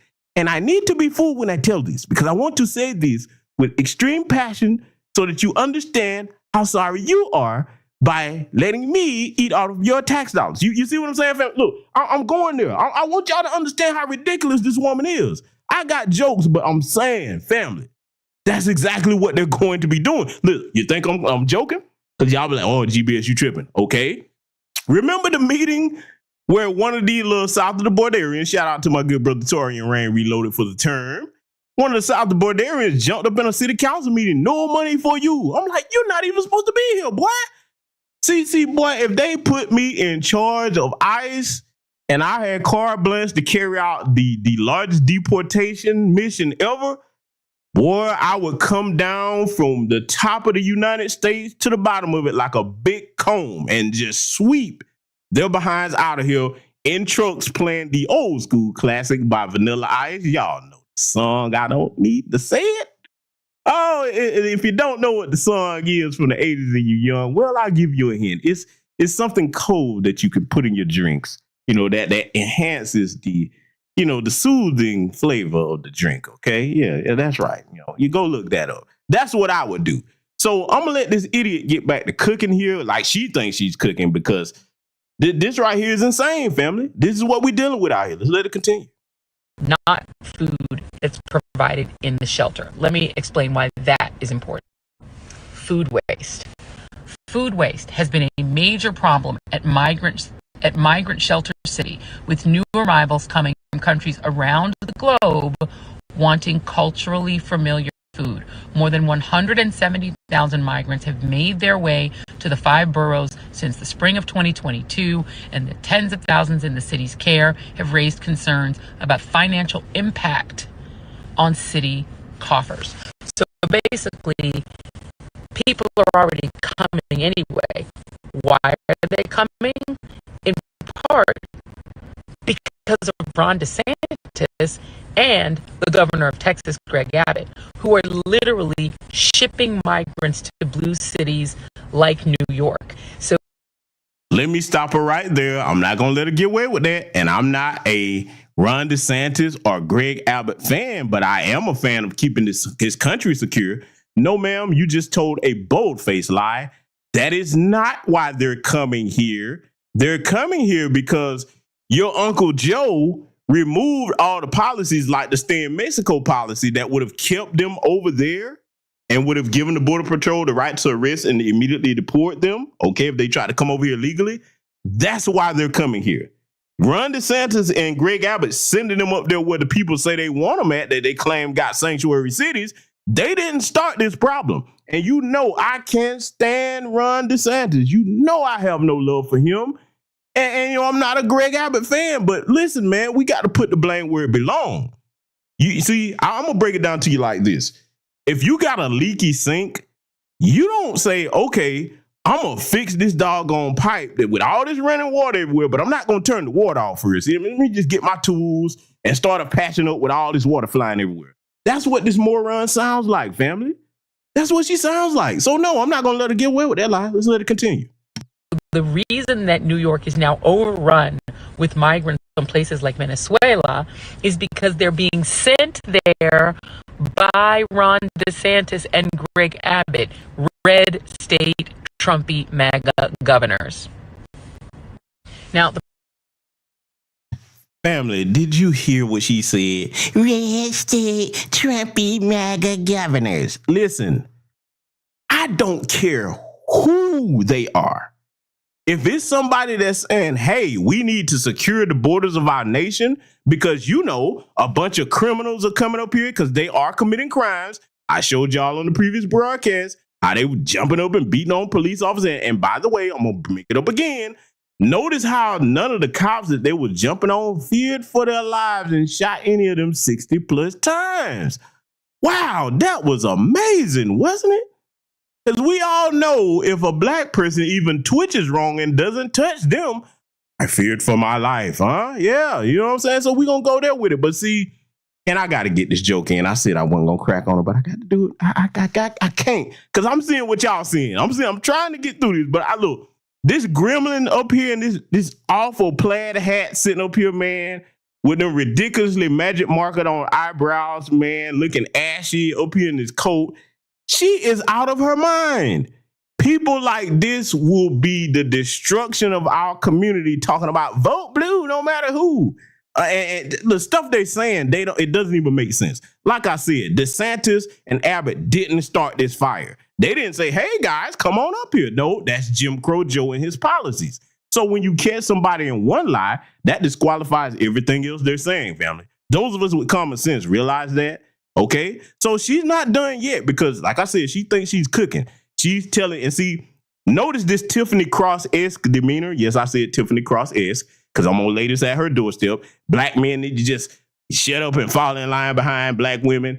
She's speaking to 50 Cent as if he's too stupid to understand exactly what's going on because he quoted the New York Post. Woman, regardless of where he quoted it from, if he didn't quote anything, what can we look at across this nation and see with our own two eyes? See this condescending goofball mentality that these mammies, these Democrat mammies have? The sisters that are on code, y'all gonna have to go at their necks, man, because they playing with the food on your table. They're playing with your children's futures, okay? This is why y'all gonna have to lock down on them. We got the men, okay? We gonna handle that. But see, these heifers like this, they are subserviently suicidal, okay? Voting for the Democrats at this point is suicidal for people in Black America. Let's let it continue. The program is going to be administered by an organization called MoCaFi. Who is MoCaFi?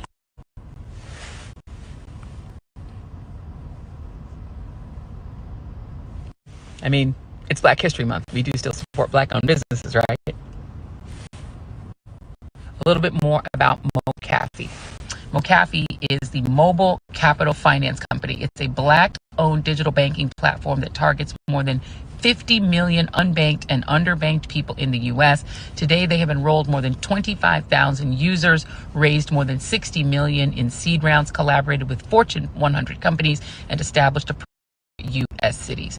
So they open accounts for people who are underbanked, and that is overrepresented by Black folks.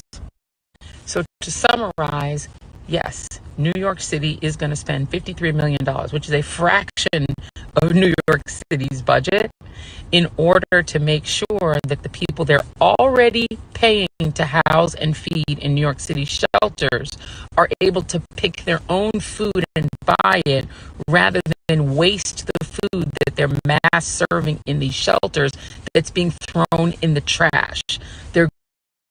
Now, see, family, this type of stupidity is infuriating. Yes, I'm going to call it what it is. This is stupidity. This type of stupidity is infuriating to me and those of us with common sense, because, woman, it doesn't matter who's going to pay for it. They're not supposed to be here.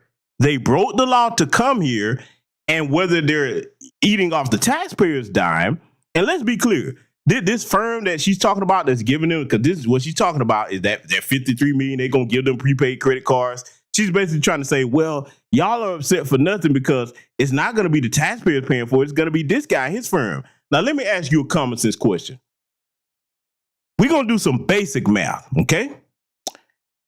For those of you that have watched all of the new black media platforms that have covered this illegal alien invasion, okay, with the sheer numbers steady flooding across these borders, do you really think that that company, Mo Caffey, she's talking about, is going to have the financial funds to subsidize all of them with that? Or the more likely scenario would be that it's going to continue coming out of our taxpayer dollars. I just want you to sit with that quick, intelligent math for a minute.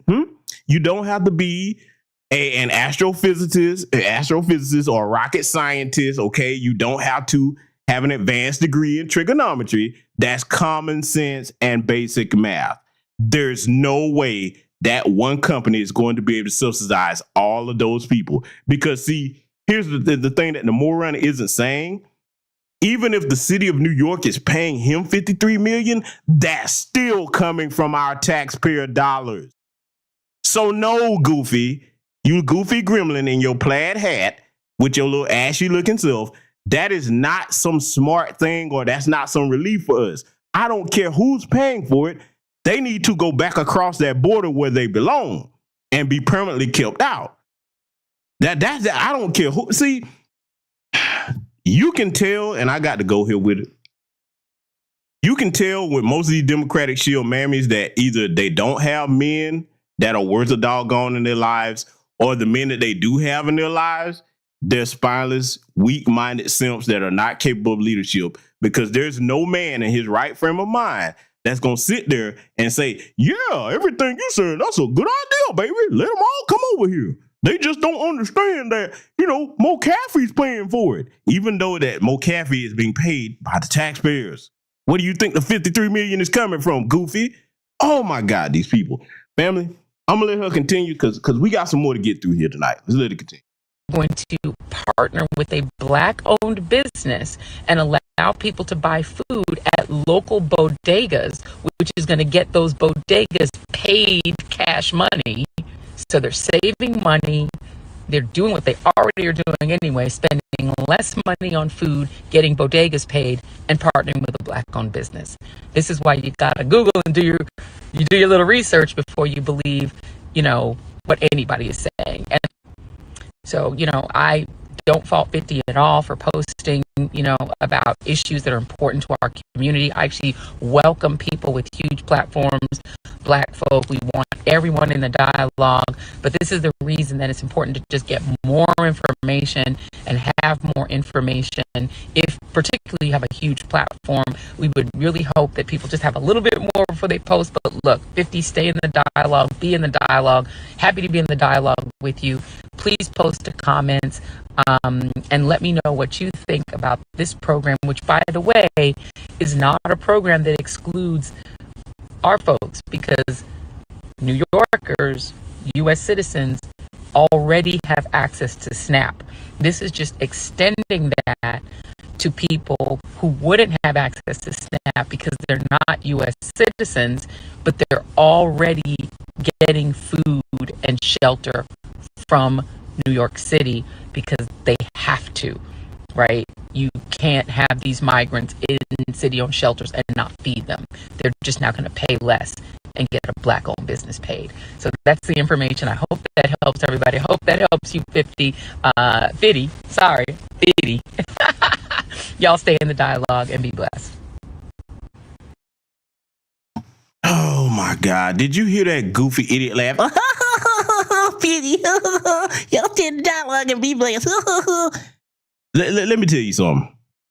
I want y'all to be able to spot a paid Democrat shield because, see, the stuff that she's saying makes no logical sense whatsoever. First of all, like I said, they don't belong over here, okay? It's still coming from our taxpayer dollars. And the last lie that she told, see, this is just extending the SNAP Pro. Those are not SNAP cards. Those are prepaid credit cards. Credit cards, not SNAP cards. You see that? See, listen. One of the things I was trained to do from the time I was a young child was to be a very observant and careful listener. Okay, that served me well my entire life. And what I try to do with my platform over here is educate my people so that when you hear silliness like that, that you immediately say, okay, red flag on the play. I'm not trying to hear none of this goofiness. Get your ridiculous behind out of my face with that Democrat shield babble, okay? Because people like that, let me tell you something, family. If you think that she's harmless, those will be the people that they'll pick to speak for us on a reparations commission. You understand what I'm telling you?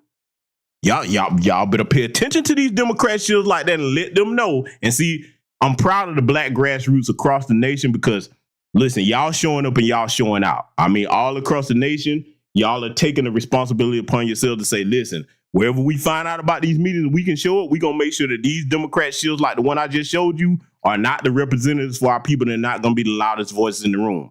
But we're not done yet because, see, I have to further drill this down about this fear-mongering tactic that the Democrats want to use, okay? So I'm going to show you something else. We're going to show you something else. We ain't done yet. Oh, no, we are not done. I'm showing you this post because I found this on Instagram, and shout out to my sister, Nicey Girl, because she brought this to my attention. Okay. This sister right here, Dara Tucker B. All right. Now I'm going to read her disclaimer here because I want to be fair before I play you what she was saying, but it's some problems with what she said, but I want to make sure I do this the right way and show you what she said before I play her words here.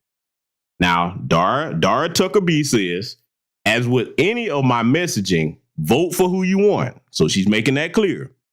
I share these videos to speak to people who are in the place that I am, grappling with a lot while trying to make the best decisions that they can. This is simply food for thought. From my point of view, take from it what you will. Save the flamethrowing for your mama. And again, for the cornballs in the back, this is not sponsored. Okay. Some of y'all want to be right so bad, okay? As you see, she's got hashtag MAGA movement, hashtag political strategy, hashtag decision 2024, okay? So I wanted to be fair and read her statement that was, posted up under what I'm about to play you here. But see, in conjunction with everything that I showed you in the first portions of both broadcasts here tonight, I'm going to play this in its entirety. I'm not going to interrupt. I'm going to let her speak. And then I want y'all to see if you tell me what the issue is with what this sister is saying right here. Let this play. Lent to the Democrats and don't push them to move closer to our point of view on certain things, we're just giving our power away. We're giving them power. So we have to withhold our votes and withhold our support so that they know that we have power. And I understand that rationale, I understand that logic, but what I would counter with is, have you studied the MAGA movement? Have you all really studied MAGA? Because I feel like so many of us have spent so much time just being absolutely repulsed by it, till we just sort of shut it out and we judge it. We judge them. but we don't study them. Have you studied them and how they collude, how they have consolidated power with all of these disparate factions? There are so many varying groups, and we just kind of look at them all as this big amorphous blob. We don't really think of them as factions, but they are, because you have evangelicals, you have wealthy fat cats, you have people who are from rural parts of the country, and you have working class white folks. You do have a small percentage of black folks who are aspiring to achieve that American dream. You have immigrants who have this idealized version of the American dream that are in support of the Republican Party. And yeah, you have straight up racists, the John Birch Society folks. You got members of the KKK, you got the Proud Boys, you've got straight up neo-Nazis. There are a bunch of folks that have somehow managed to work together, to Voltron themselves into this big consolidated blob that is able to achieve what they want. They have figured out that they are stronger combining forces under this MAGA umbrella than they would be attempting to fight against this behemoth Republican Party. Because if you think about it, these MAGA folks really are not really Republicans. This is really supposed to be like a populist movement, the movement that speaks to the common man. We're not about big business. We're not about big politics. We're not about advancing agendas of corporations. We're all about the people. But it's really an ideological movement, ultimately. It's about going back to a particular way of life that they feel existed before all of the other folks started coming in and taking over. I think that's probably a common thread between a lot of those groups. Essentially, America was better before the civil rights movement. But these people ultimately realized that they were stronger together than they would be fighting each other. So then what do you see? You see people like Lindsey Graham, who were these never-Trumpers, who all of a sudden are on the Trump train. They're shaking the pom-poms, they're licking the boots, doing whatever they got to do just to be on the winning team, because they know what it means to win. And everybody's going to get a piece of the pie. If they can get this pie, everybody's going to get their slice. And they know it. We can criticize them for kowtowing, for doing what's expedient, for not having moral courage, all of those things. But they're getting what they want. And they are not imploding. They are not self-destructing. That is not what is happening in the Republican Party. There is a force, there is a MAGA force that has taken over slowly but surely and has consumed that party. And they did it without protesting in the streets.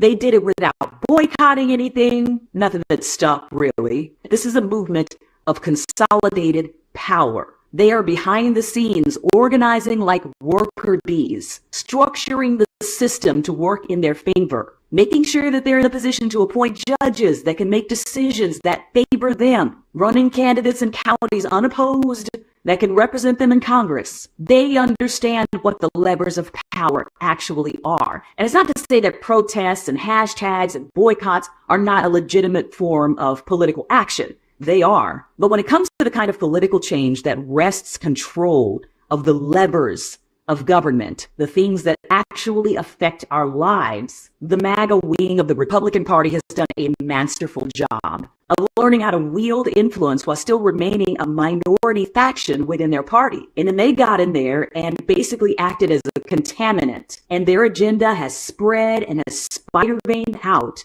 and now is infecting and influencing the rest of the party. There are people who were in Congress 5 or 10 years ago that are not in Congress now that probably still should be in Congress, but they're not there because the MAGA folks drove them out. They are making it untenable for people who don't agree with their ideology to even remain in power. How many senators that opposed Trump are still in Congress now? They've gotten a hold of a concept that I first heard from Hillary Clinton years ago, and she said it does not actually take a majority to affect change. Someone had shown up at one of her rallies, I think a Black Lives Matter protester or something, and they were shouting her down during one of her speeches, and she actually came backstage and she had a conversation with them. And she said, I hear you, I understand what you're saying, I actually agree with what it is that you're protesting about, whatever it was.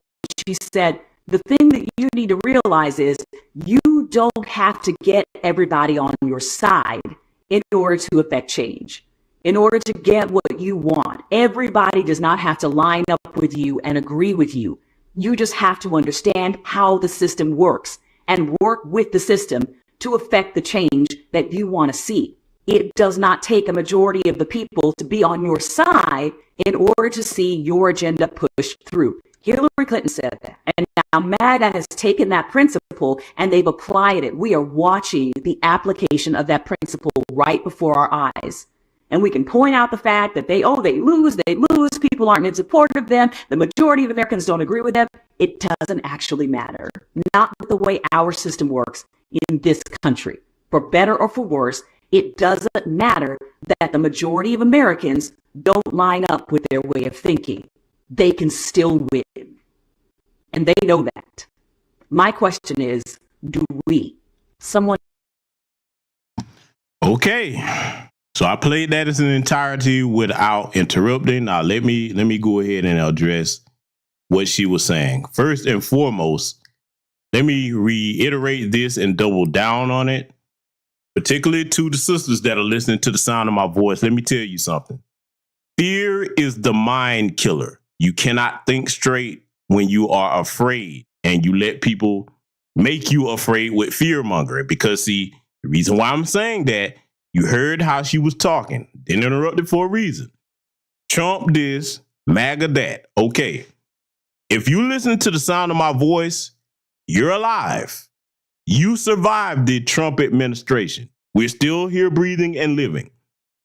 The people that they know in the black community are the most afraid of Donald Trump are a lot of the elderly black men and women in our community. They got him convinced that he's Satan himself. And I'm no Trump fan. Yes, we know the things he's done over the years, but that man is not the devil himself.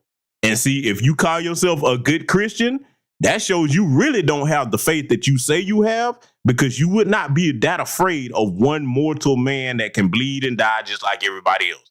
That's the first thing. Then the second crowd that they know that they can fearmonger with that is most of these women. Because if you look at their eyes when they say his name or they talk about the Republican, Donald Trump gonna get back in their eyes, get the bucket all afraid like that. Let me say something to my sister. Let me tell you something. Don't you understand that as a foundational black American freedman woman, your place is not to be subjugated by fear? I'm gonna say it one more time. Do you not understand that as a foundational black American freedman woman, your place is not to be subjugated by fear? Why am I saying that? Because your job in our community is too important as the first teachers of our children. You owe it to our ancestors to stand upright in a time period now where we have access to things that they couldn't even imagine, and do your best with that information to work along with the on-code brothers in the community to do what empowers the community. You're not supposed to go off aside from your men and listen to these bootlicking Democrats, which if you've just pulled up the policies and the numbers, and I've showed y'all about the lies that they tell here tonight, and I did this broadcast this way for a reason, you would understand that you being bound by fear doesn't just hurt you, it hurts the entire community. You are an important half of our community, okay? If you running around here afraid to death of one particular man or one particular party, you're not going to be able to do your job in the natural order that you're supposed to be able to do it in our community. In other words, you're operating from a handicapped mental state. Come out of that fear-mongering state. Come out of just repeating what these Democrat mammies and shields are telling you, okay? And start saying, I hear what you're saying, but let me look at these policies, these numbers, and what's going on in my community now with all of these illegal aliens that are flooding over here, that they're piling up in black neighborhoods, okay? These are the things that you need to look at, not feelings, not what somebody told you they said. And I'm going to tell you right now, you lost in the sauce if you still running around here talking about minorities and people of color. If they're not talking about what they're going to specifically do for black people, you need to send them on their way. But see, let me see if I can find this, because there's something I want to show you here. I was going to show it to you in the last broadcast. Let me see if I can find this real quick. I got something I want to search for, so hold tight, because I told y'all over here on this channel, I give them a reason to mess with my broadcast. I do, okay? Because I try to educate my people with things that you can actually use in real time, should you choose to, okay? Let me see if I can find this, because I'm going to put a link to this in the chat when I do find it, because y'all are going to, your boy, when you see this, you're going to be like, oh my God, this is insane. Family, let me ask you a question. Who do you think has been supporting the migrant crisis, as they're calling it? Who you think been supporting that? Got a question. Who you think been supporting that? In fact, let me bring this back up where you can see this, because you know when GBS shows you something, I don't just put it on the screen. Oh, I got a link for it. Let me know if everybody can see what's on the screen clearly. If not, I will enhance it further. Let me know. Because what I just put on that screen, this is the answer to the questions on what's going on with the migrant crisis, okay? I'm going to put this article in the chat so you can read it for yourself. That's right. The UN. Yes, the United Nations. See, the phrase follow the money, that's not just something cliche. Let me tell you something. I don't care what you're trying to find out in life. The first thing that you better start looking at, where's the money coming from and where's it going to?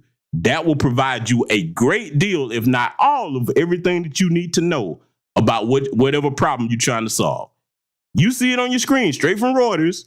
UN Migration Agency seeks $7.9 billion for migrant support. I put that article in the chat. Fact of business, let me put it in there again. I want to make sure everybody gets it. Okay? Make sure everybody gets this, because this is very important.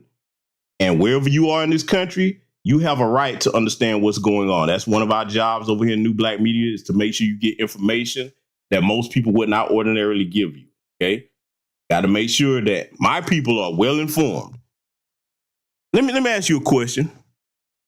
The United Nations is supposed to be a peacekeeping organization. And if you believe that, boy, I got two bridges to say, y'all know where they're located at. But they're supposed to be a peacekeeping organization. Now, a part of peacekeeping is supposed to be making sure nations are stable, not destabilized.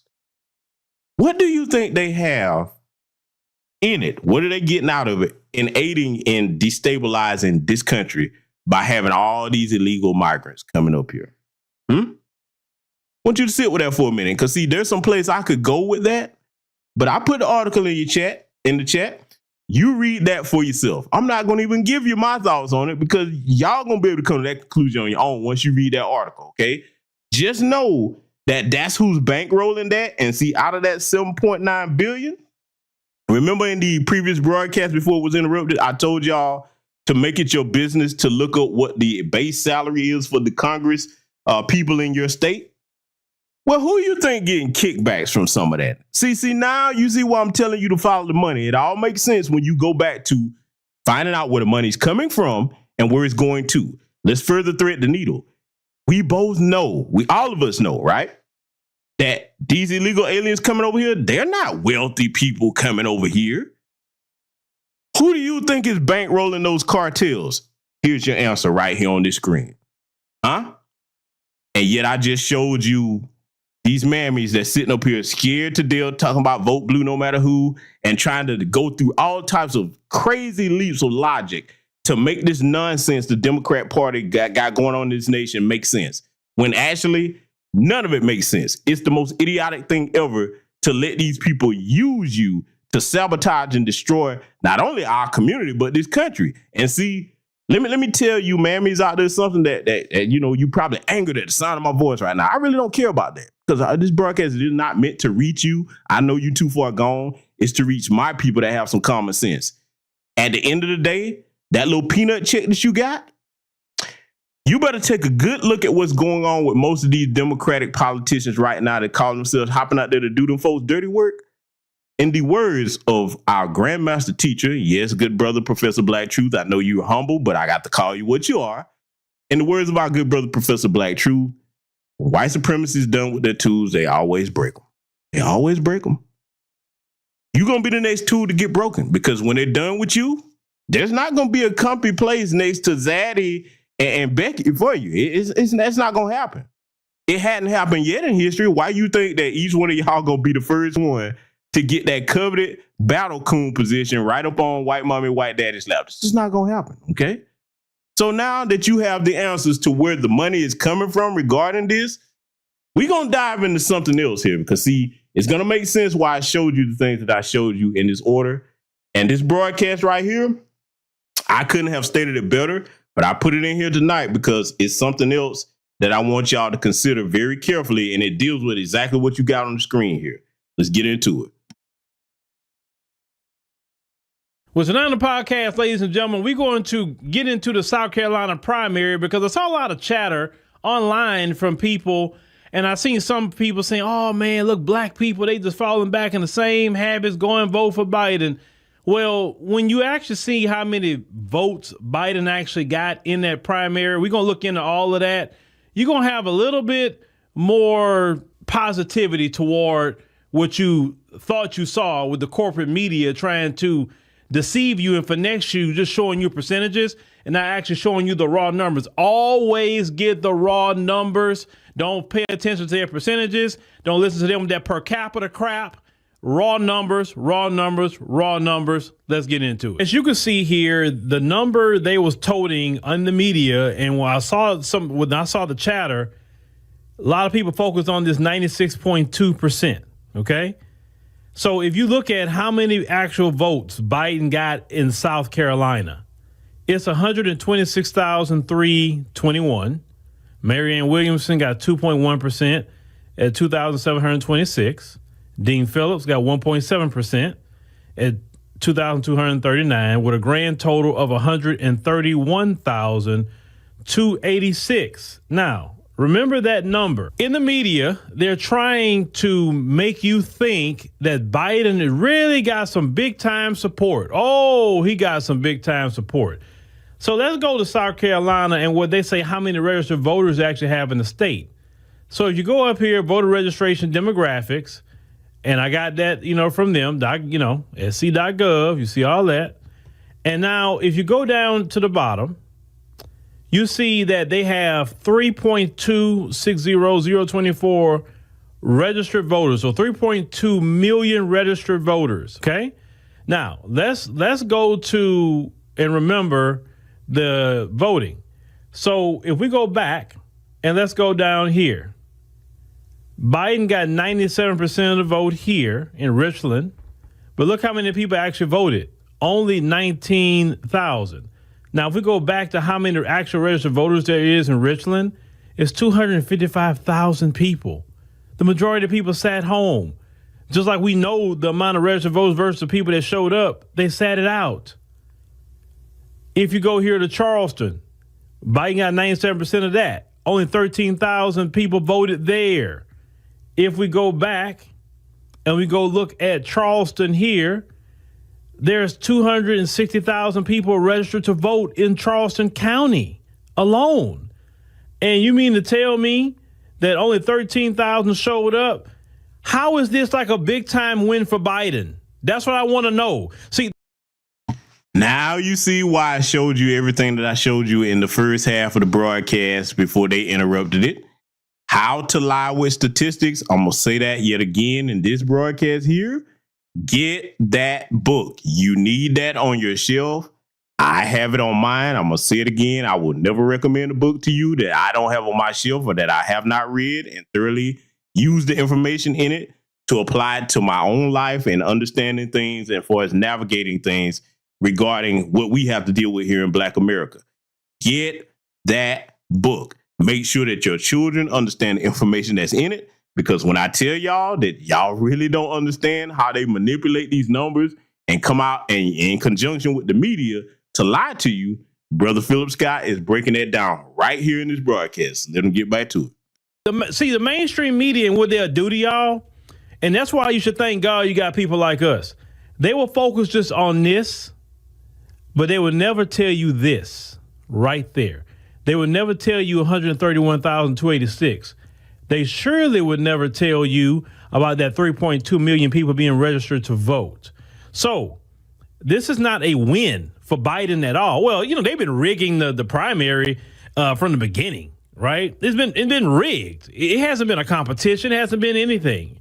I mean, I told y'all the Democrats don't believe in democracy at all. They're authoritarian, as you could see. But I just wanted to show you this about the voting aspect is that the majority of people in general sat it out. Now, the next thing I'm gonna wait for is the racial demographics and how to break when that breakdown comes out. And I want to see actually how many black people actually came out and vote for him. And I could take it from this number and actually figure it out. But understand, this is not a good look at all for Biden. Not at all. If I start hovering over some of these counties, only 892 people showed up in Oconee County. But then we go back over here. Oconee County has 52,000 people registered to vote. Nobody showed up for Biden. If you go right here to Pickens County, I think that's kind of more so a Republican-leaning county, I think. But Pickens, 1,190 votes. You go over here to Pickens, and there's 74,000 people registered to vote. Like, nobody showed up for this dude. Spartanburg County, 4,520. You go over here to Spartanburg County, and there's close to 200,000 people registered to vote. Man, nobody showed up for this dude. So do not believe the hype. Just like we were told a long time ago, don't believe the hype, right? Public Enemy, they told us. So it was not a good night at all for Biden. No matter what the left-wing media has to say, the MSNBC, the CNNs, it was not a good night. So trust me, the majority of people stayed home. 3.1 million people chose the couch. They did not get up out of their house and go out there and participate in any primary. So that actually was a major disaster for Biden, a prelude to what may happen in the general election. Now, on top of Clyburn, you have Maxine Waters out here. She's trying to come out and try to assess the black vote all of a sudden. And I want you to pay attention to what she has to say about this. Biden has been campaigning this weekend in South Carolina, shoring up support among black voters. Recent polls show black support for the president is softening. Why? Well, first of all, I think that, Trump and the Republicans have been doing everything that they can to get the people of this country to believe that, to get others to believe that he's losing the black vote. I don't buy it yet. Remember what I told you about that fear mongering? Because see, I get it. I know that many people listening to the sound of my voice. I know you hold Maxine Waters in a near and dear place in your hearts, but I'm going to tell you something that applies to Maxine Waters, and it should apply to everybody. Congressional Black Caucus, your local black politicians. Let me tell you the type of time we're going to have to be on now, family, regarding the decisions that we have to make here in 2024 and going forward. Any of these politicians that's in office, here's what needs to be relayed to them. You are on a time limit to get something done for our community. Whatever that time limit is, that's for y'all to determine in the different regions of the country that's listening to this broadcast. But there needs to be a time limit, and that needs to be communicated by the community. And what you tell them is, at the end of this time limit, if we don't have these specific things done that we need for our particular area and community, you're going to be voted out. You're not going to be there anymore, and they're not going to replace you with somebody else who's going to be on the same type of time you on, because we'll choose the candidates from amongst us and make sure they replace you. Shout out to the good brother, Greg Marcel Dixon, and please do support that brother's campaign efforts, okay? He needs all the support he can get with different things on his website. Y'all can see his website on my community tab. Good, solid brother, okay? I don't care if you agree with any and everything that he says. What you should agree with is that's somebody from amongst us that's not Hollywood and afraid to talk to the people, and he's not afraid to bring our interests before the people that are trying to sabotage and damage our community, like little old Maxine Waters here, okay? And I'm gonna say it, I got to go here. Maxine, you and all the rest of your cronies that are your age, you need to be home with your grandkids. You've been in office all this time and you really hadn't got nothing done for our people. You're not really advocating for our people like that. You trying to include people of color and all this other stuff in here. It's a brand new day with that. We don't have time for your incompetence to be in the way, ma'am. It's time for you to move aside. You're going to have to let the younger generation take over because sooner or later life is going to happen. I'm not wishing bad on anybody, but you're not going to be in there forever. You're not. Okay? The direction that this country needs to go in, and I'm saying this to you white people listening as well, because I know your nosy behinds are over here, okay? The direction this country needs to go in now, there needs to be a changing of the old guard. This whole, the government is going to be a glorified retirement home for these people. No, that's going to have to change in the future because, see, you see the results we're getting. Look, let me go ahead and break it down to be clear why I said what I said earlier in the broadcast when I mentioned what I said about George Bush and the lie that he told with the so-called weapons of mass destruction, unless they're invisible, we hadn't seen them yet.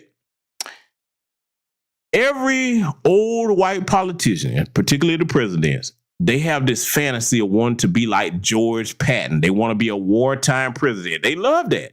Here's the problem. They want that at your children's expense. See, before I let this get back to play, I got to say something here because y'all know my stance on encouraging young people to join the military. I do not encourage that, regardless of my former dealings with it. I do not encourage it. Let me tell you something. The rule should be, if you want to go to war so bad, here should be the rule. The president should have to suit up, appoint the vice president to run things in his place.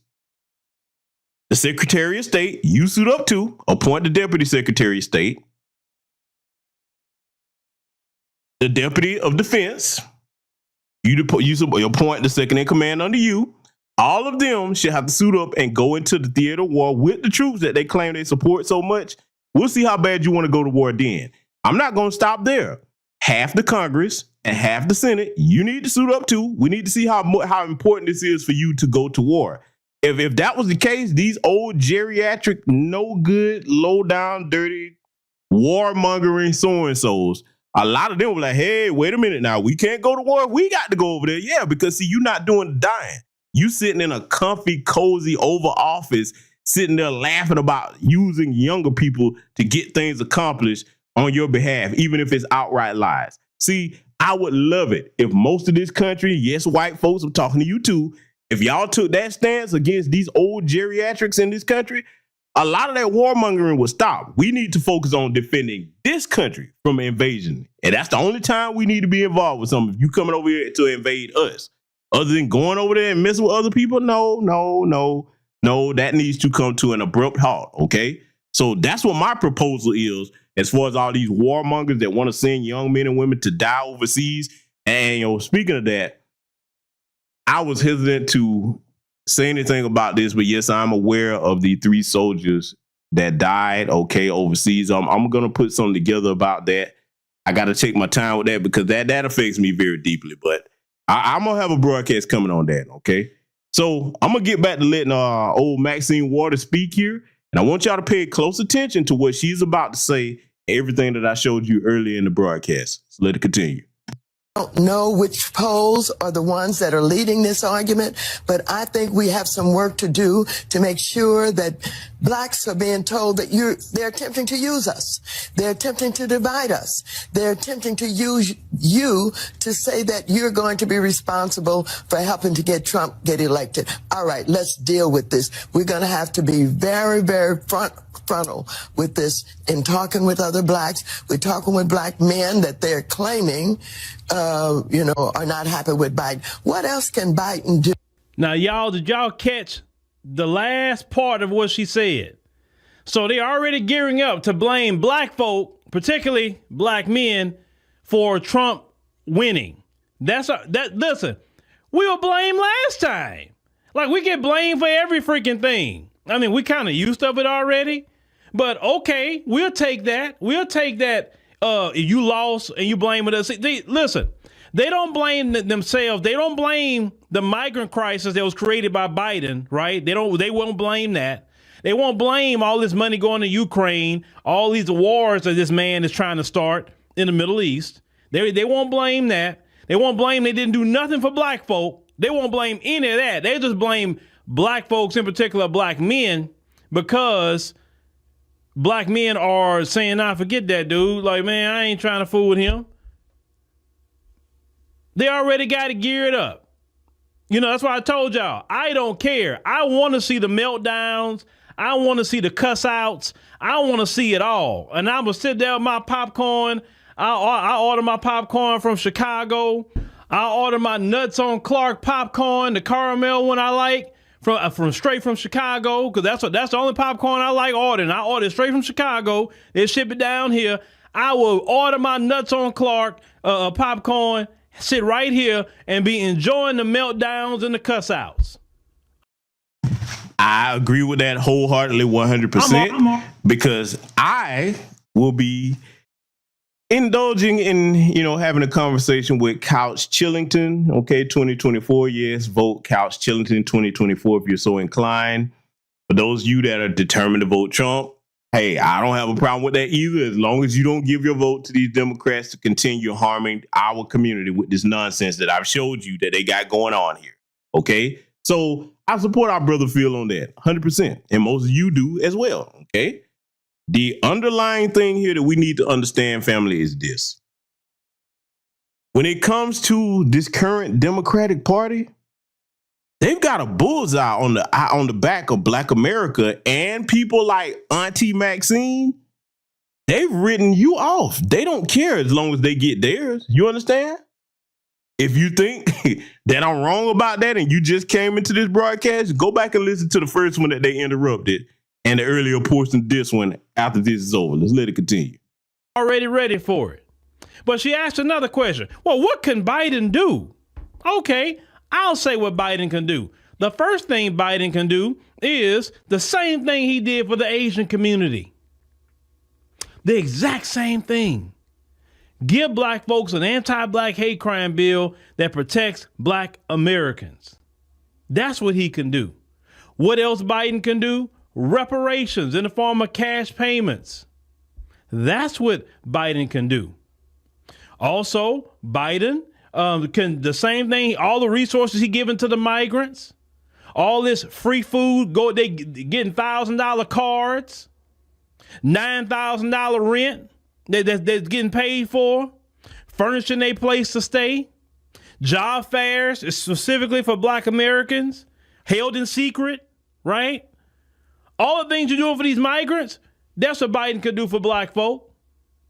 All that money he been giving to Ukraine, he can be giving that same money to black Americans. He could do it. All that he been doing for everybody else, he can be doing that right there. That will even just be a start. Because she said that out of frustration, like, well, what is he supposed to do? He ain't got no problem figuring out what he needs to do for everybody else. But all of a sudden now you're frustrated. See, this is why, Auntie Maxine, nobody listened to y'all. See, with age supposed to come wisdom. And unfortunately, y'all been so sold out to the Democrats. Y'all so sold out to getting your check. You're not in touch with reality with the average black person is living in this country. Ma'am, you in Clyburn, y'all not in touch. Everything good for y'all. Y'all can care less about the rest of black America. You're not struggling. Trust me, you're not. You're not suffering. You good. Like I told y'all, the status quo in this country pays a lot of folks like Maxine Waters and Clyburn very well. So they can't have the rest of you free now, because if the rest of you get free or the rest of you get, some equal pay or things like that, then they're not getting a check.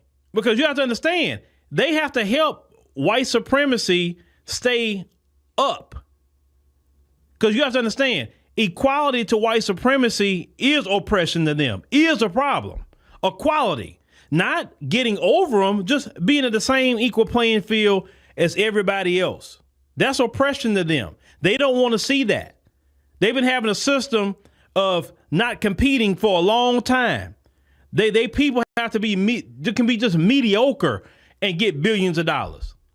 They throw money at them when they say, I got an idea, oh, really? Well, here's $1 billion. We can't even get home loans or business loans, even though we may make 6 figures or even 7 figures. Sometimes they don't want to give us that. So it's a big issue and problem in this country. And so Biden and the Democrats supposed to be about regulations and all that. They don't regulate nothing because they don't care. They only care about their agenda, and their agenda is the migrants. Their agenda is starting more wars. Their agenda is not black folk. So why should black folk make them an agenda to when it's time to go vote in November? Why should we make them an agenda? You mentioning Trump and all of that. Oh, Trump and the Republicans doing this. No. Trump and the Republicans haven't done crap. No, you. And let me pause it right here and interject this, because I'm glad Brother Phil brought that up. Let me tell you what I'm instructing the family to do, okay? And you consider whether this is a good idea or not. When these Democratic politicians or any of them come around asking you, but particularly the Democrats, because they're in power, we explain why we're talking about them. When they come with the nerve to ask Black Americans to vote for them, what you need to tell them is pause them, cut them off before they finish their sentence and say, listen, the people that you've done things for tangibly, Ukrainians that you've allowed to come over here, which blend in because they're white like everybody else. Besides the Bordarians, okay? All these different other groups that you are subsidizing and giving my taxpayer dollars to, that's who you need to go ask to do something for you. You need to go to the Asian community that you gave an anti-Black hate crime bill over us, even though the FBI crime statistics show that we are the ones that have the most hate crimes perpetrated upon us going back for the last 20, 30 plus years and even further, okay? You need to tell them, you go ask the people that you care more about than me, because you haven't done anything to earn my vote, okay? See, you got this. Look, I want my community, our community, foundational Black American freedmen. I want our community to have the self-respect, the self-esteem and dignity that's worthy of our bloodline and our lineage. We are not put here to serve everybody else above ourselves. No. That's an insult to every one of your family members in this chat room. And I know it's doggone sure an insult to mine. So I'm not going to play that game. You're going to either come to us and exchange tangibles for a vote, or you can go seek them votes from the people that you do the most for. Like I keep saying, if you won't work for free, don't vote for free. Let's let it continue. Democrats got to take that responsibility yourself. It's not Trump. Y'all squandered your support. It was not Trump. Y'all did it. The majority of Black folks in this country hated Trump. You mention Trump's name and Black folks start snarling, literally. The same Black folks that was snarling about almost 4 years ago, now they say, you know what, man? Oh, man, you know what? Well, I ain't like Trump, but dog, man, I think I made a mistake because, I had more money during Trump.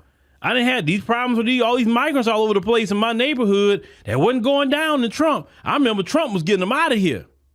Man, where Trump at? Y'all did that, Democrats. You. Trump didn't say anything that just got people just on his side all of a sudden. Y'all made people go to his side. And y'all won't take personal responsibility for it. Then y'all still playing this divisive crap. Black women are the backbone of the Democrat Party. Y'all still trying to play that crap? Now let me address that, because see, I'm glad Brother Phil brought that point up as well. Let me tell my sisters out here something. Those of our lineage, foundational Black American freedmen, okay? When they tell you that you the backbone of the Democratic Party, let's look at what a backbone's function is, right? In the human anatomy. Okay, we're going to go there. We're going to get into a little anatomical science real quick. When you look at the backbone of a human body, if you remove that backbone, could that body still walk upright and stand? Think about it. Without your spinal column, would you be able to walk upright and stand? The answer is obviously no. So therefore, that is a vital component and portion of the human anatomy. Now, for the things that we value that are important, we take care of those things, don't we, family? All of us that value things that are important to us, we take good care of those things. Sisters, regardless of whatever program they've given you, regardless of all this fake praise they give you, do you really think that they've treated you with the respect and the urgency of what would be the equivalent of a backbone in a human body? Okay. Have they treated you that way? Because see, never mind black men for a minute. We're going to sit the brothers to the side. If you have children that you love, have they done right by you and your children? Answer that question. I've shown you many things in this broadcast here tonight that should help you reach the conclusion to that. And if you are doing your due diligence and researching policy and numbers, then you'll know that that definitely is not the case. Now let's bring black men back into the picture, okay? Do you not understand that anytime they use that goofy black women are the backbone of the Democratic Party line, that they're trying to put you in a position that the other groups of competing women in this country are not in? The Asian woman has the Asian man. The white woman has the white man. The Hispanic woman has the Hispanic man. The East Indian woman has the East Indian man, okay? Yes, we're going to go here with it. The continental African woman has the continental African man, okay? That or a Zaddy. We're going to go there. Oh, yeah, because Ilhan Omar, okay, or Ocasio Cortez, a little bucktooth Cortez, like I like to call her. Yeah, y'all know where I'm going with this. Why should you have to be the only one without your natural protector and provider in an empowered position to make your life easier? Let me further drill this home to the black women listening to the sound of my voice, because some of you might be hardcore Democrats listening over here. I know y'all listen. Let me ask you a question. Sisters, why do you think that you're supposed to work so much harder than them other women that can't stand you, yet they go out of their way to copy everything you do to look like you getting collagen lip injections? You know, they're trying to wear your hairstyles. They're trying to talk like you talk. Okay. Why should you have to work harder than women that despise everything that you are? Why should you be put in the position of a useful idiot where you aid them when they're already doing better than you on a socioeconomic standpoint? Why should you make their life even more comfortable by kneeling down and saying, "Step on my back, white mommy"? Huh? Ask yourself that question. And then, if you think that I'm wrong, just review this broadcast here tonight in its entirety in both parts. And don't worry, I'm going to put this together and re-air it so that it's in its entirety, because it was interrupted because y'all saw the type of information that I presented over here tonight. I ask common sense questions. See, brothers, you have to know how to talk to our sisters to get them to think. If you can remove our women from their feelings and that fear and get them to think, and then reassure them that, hey, listen, if you do your part, I guarantee you I'm going to do my part. So that way our community is empowered as a whole. That's how you get headway, okay? That's how you get headway. I want y'all to think about what I just said, and we're going to let Brother Phil continue. No, they're not the backbone of your party. Because if they were the backbone of your party, you would do something for them. And you ain't done nothing for them either. So stop. And then if you got a black woman, she got to be a doggone mammy. She can't be for her people. Listen, in order for you to get up in the Democrat Party and the Republican Party, you cannot be for your people. You can't. Because somebody that's truly for black people, they don't want them that high up in the Democrat Party or the Republican Party. That's why in order for you to be truly political, you got to be independent. You can't be no Republican. You can't be no Democrat. Only thing you can say is, I'm going to look at what policies benefit my community. I'm not worrying about what everybody else got going on. I'm talking about us, because for too long, we have been saving everybody, saving the white folk, the people from other countries, whoever. We always sticking our neck out. And what have we got in return? Nothing. And now we still got the folks talking about, well, you know, we don't help do something about this country. We won't have it no more. It's going to affect us. No. Y'all go do it. there is one thing that we got from sticking our necks out for everybody. We actually didn't get nothing. We got extreme anti-black disrespect. That's the only prize that's gotten us. That's the only thing that we've gotten. And like I said, it's time out for my people to be reaching out to save any and everybody, because our history shows that we've been overly compassionate, and everybody that we've helped has turned on us as a collective. I'm not talking about individuals, because we all know individuals from other groups that are nothing but solid, good people. Some of them are our friends, okay? And yes, I understand in our community, yes, some people are dating people from other communities, but I'm talking about the collective, okay? As a collective, historically, that has gotten us nothing but disrespect. It's time to change that course of history. Let it continue. I'm only worrying about my community. That's where we at with it. And people getting highly offended that we saying we only worrying about us and what we got going on right now. Because all you groups, all of you, we have stuck our neck out for all of you, and what have you done in return? Not a freaking thing. Well, on the other side of the world want us to stick our neck out and say something. Say something for what? Nobody stick their neck out for us. Some of these other groups got way more money than we got, and they don't. When they get in this country, they're not trying to get black Americans jobs. A lot of these other groups who got money, certain ones in particular, is sitting up here putting us in bad deals, bad contracts. And we speak up about it, you call us a certain name. Why should we be saying anything? We only worry about ourselves right now. Period. It's not no black folks' job to be going up there waging voting and all that for the Democrats. No. Give black folks something. Then you could say, okay, hey, well, look, I gave you something. Go and talk to Pastor Porkchop. That's not, Pastor Porkchop has no influence no more in the black community. Have you realized that? We don't care about him. He has no influence. Y'all waste y'all time going to those churches. Those churches to me is no different than any kind of social club.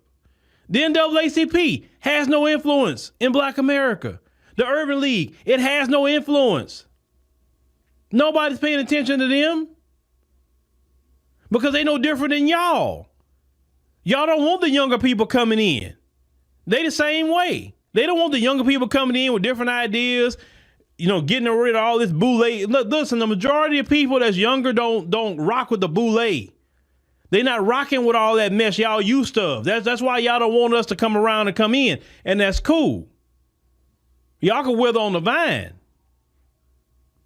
And it's very insulting that you are Maxine Waters, but that's what y'all been saying behind the scenes, that if Trump get elected, y'all gonna blame us. Like it wasn't white voters that voted, Hispanic voters, Asian voters, all the Arab voters in Michigan, they said, man, forget Biden. We ain't voting for him. They said it. But you're not gonna go blame them, are you, for Trump, right? They openly said they are not supporting Biden for what's going on in Palestine. But you're not going to open your mouth and go blame them for not voting for Biden, but you're going to blame only us. Like we're the only group in America that can vote. Why don't y'all leave us a freaking alone? Y'all left us alone the whole time he was in there. You didn't want to do nothing. It's like, we did Ketanji Brown Jackson. That woman is an embarrassment. She's an embarrassment. Let me tell you when I say this woman is an embarrassment. I was sitting in South Africa, and I was watching her confirmation hearings. And when they asked that woman a simple question, what is a woman? And she just looked like a deer in headlights. The simple question is, what is a woman? I don't know what you mean. Now, let me pause it right there and give a further word to the sisters out here of our lineage.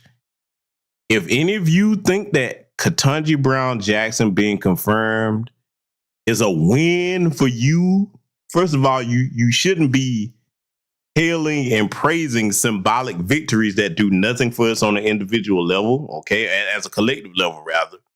But when she got up there and said what Brother Phil just said, because we all saw it, that should have let you know that you backed the wrong horse, okay? And you've been doing that for a while for those of you that are Democratic shield mammies, okay? This woman got up there and played the game of, well, what is a woman? I don't know what a woman is. Okay, you've been one all your life.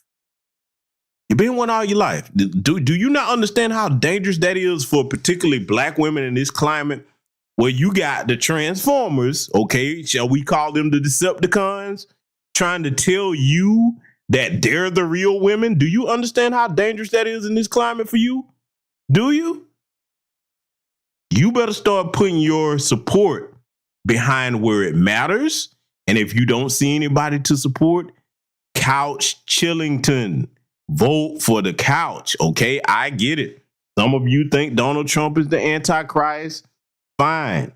Don't vote for the Democrats. I'm telling you, they are using hand-picked mammies to persuade you to further aid in the debilitation and destruction of your community. You better get on code with the On Code brothers. This is the fourth quarter. We do not have time to play the games that have been played for the last 6+ decades of voting blue no matter who. Y'all better think about these things. Let's get back to it. Don't know what a woman is? You know, like, and I was just like, I'm in South Africa watching this, and I'm like, people in freaking South Africa watching this just as much as I'm watching this right now. This is freaking embarrassing. This is so embarrassing. But that's the kind of black people they want. They don't want a real black woman. They don't want a real one. They want them types. And then the ones you want is attached to Zaddy somewhere. They're not with a brother. Or they got to be LGBT. That's the kind of black people you want. So please, leave us alone. You're not giving us nothing anyway. Leave us alone. Go talk to them migrants you're giving all that money to. Go holler at the migrants in New York to go vote for you. Go holler at the migrants in Chicago to go vote for you. Since you invested so much resources into them, go holler at the migrants over there in Boston. Y'all took the Black People's Community Center. Go over there and holler at them to vote for you. Leave black people alone. You got black people working full-time jobs and still homeless. Go holler at the migrants to vote for you. Seriously, holler at them. All the ones y'all let in. Come down to Texas. Holler at them. Oh, you're not going to do that, right? Because they can't vote? You can't take all our resources away. You can't take $53 million away from New Yorkers, giving them $1,000 cards to spend a month, not a one-time deal, a month, constantly. New Yorkers not getting in that same kind of money. But you're supposed to go vote blue no matter who. Kathy Hochul in New York just went found $183 million for Holocaust survivors and their descendants, not the ones that actually went through it, but their descendants. But we're told that we can't get reparations because we didn't go through that. But that's your Democrats for you, right? This is your Democrats. And yeah, we supposed to come out and vote for that? It's not just black men feel that way, it's black women too. And you know, you still got black people. You still got them. You can lay all this in their lap and they will still talk about, well, why don't y'all talk about the Republicans? I'm like, one thing I'm realizing about some black people, you know, some black people that really didn't want to leave the plantation. I mean, the slave master had to make them leave. He said, you can't stay here no more. And some of them will say, well, where I'm going to go? Well, I'd rather stay with you. They want to stay in slavery. Y'all have to understand that. There were black people that really wanted to stay in slavery. They didn't want to be free. Brother Phil is 1000% correct on that. Look up the history. I have covered it on this channel. You probably heard many other brothers and sisters cover that on this channel. I have to agree with this because, see, that gets passed down genetically. I'm going to say it. It's going to sound cruel, but when we lived on plantations, a lot of things should not have came with us. All the traders should have been dealt with. Like, yeah, oh, okay, so you were the one that told the last time we tried to get out before we got off of here? We're going to deal with you right now. Oh, yeah, I mean that. I honestly mean that. Because, see, what happened was they were allowed to go out with us, and they procreated and had families. Their descendants are what we're dealing with today as far as the traders amongst our own lineage, okay? Oh yeah, I'm going there with a lot of people not gonna like me saying that, but you look around and tell me where you think that these problems come from amongst our lineage. We dealing with our lineage because we know about the tether class. But within our lineage, though, the bootlicks and the sellouts, I guarantee you, if you look at their history, they come from a long line of bootlick and sellouts. They didn't just start that today. You better understand that what you are today, your family history has something to do with that. You understand? So what he's saying right here, listen, man, we got some decisions to make in the future. And see, before we were not as on code and as politically focused as we are today. But see, hey, we're here now.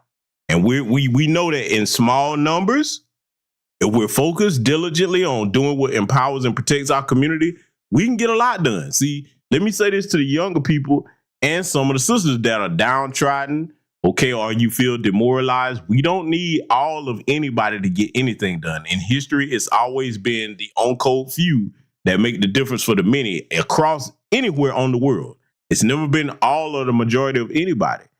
That applies to us as well, especially us. When you look back at the phenomenal things that our people have done in small numbers that changed the course of history for the greater majority of us, okay? I'd be here naming all night if I started going down that list of history. You can check the archives of this channel for much of that and many other people's channels, okay? So I said that to say this. When it comes to these traitors and these treasonous mammies and buck dancing sambos amongst us, just know that's in their bloodline. Just know that's in their bloodline. A lot of y'all are confused about why they do what they do. I'm telling you right now, I wholeheartedly agree with Phil. I believe that that's in their bloodline. Let's let it continue.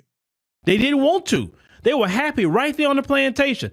And you have to understand, when you hear them black people say, well, why are you only talking about the Democrats, not the Republicans? Even after I lay out why I'm talking about them, and they still saying that, that tells you they the same people, that their descendants is slaves in America that didn't want to leave the plantation. So it's easy for them to take abuse. It's easy for them to not get anything. They cool with that because their ancestor was like that. They were cool just being a servant. They didn't want to be empowered. They didn't want what's rightfully theirs. They don't really want to be free. They want to be a slave.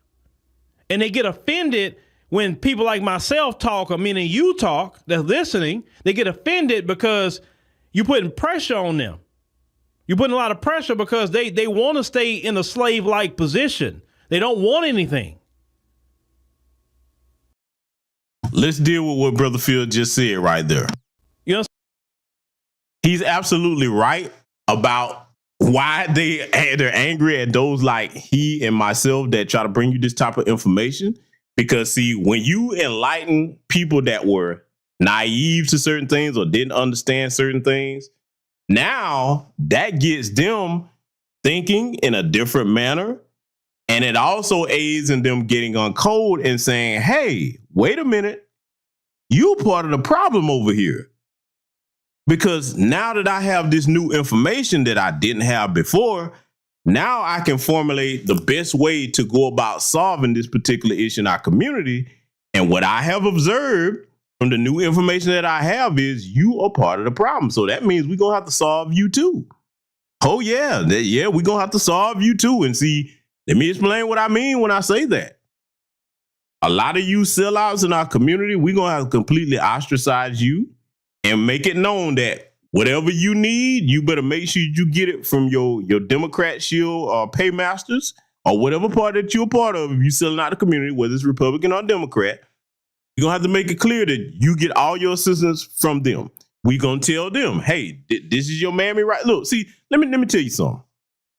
You want to ruffle their feathers and really shame them in a way that they won't know what to do or how to respond? I'm going to give you a hypothetical, okay?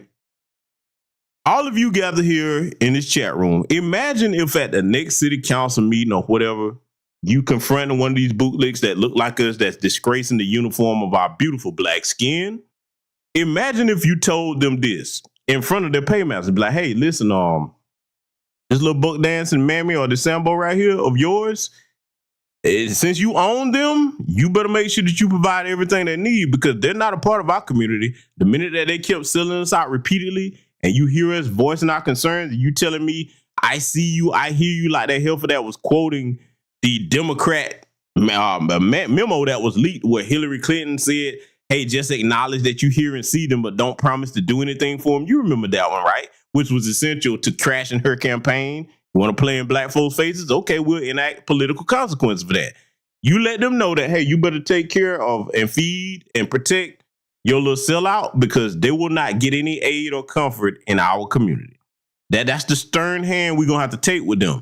If all of us do that, the greater majority of us start doing that, watch how quickly things change overnight. I'm telling you, family, because see, the only reason that they're doing what they're doing is because they know, okay, they're comfortable and they can come back around people, for example, like Maxine Waters. They be like, okay, yeah, they ain't going to really call me out for that. They're not going to ostracize me and treat me like a pariah.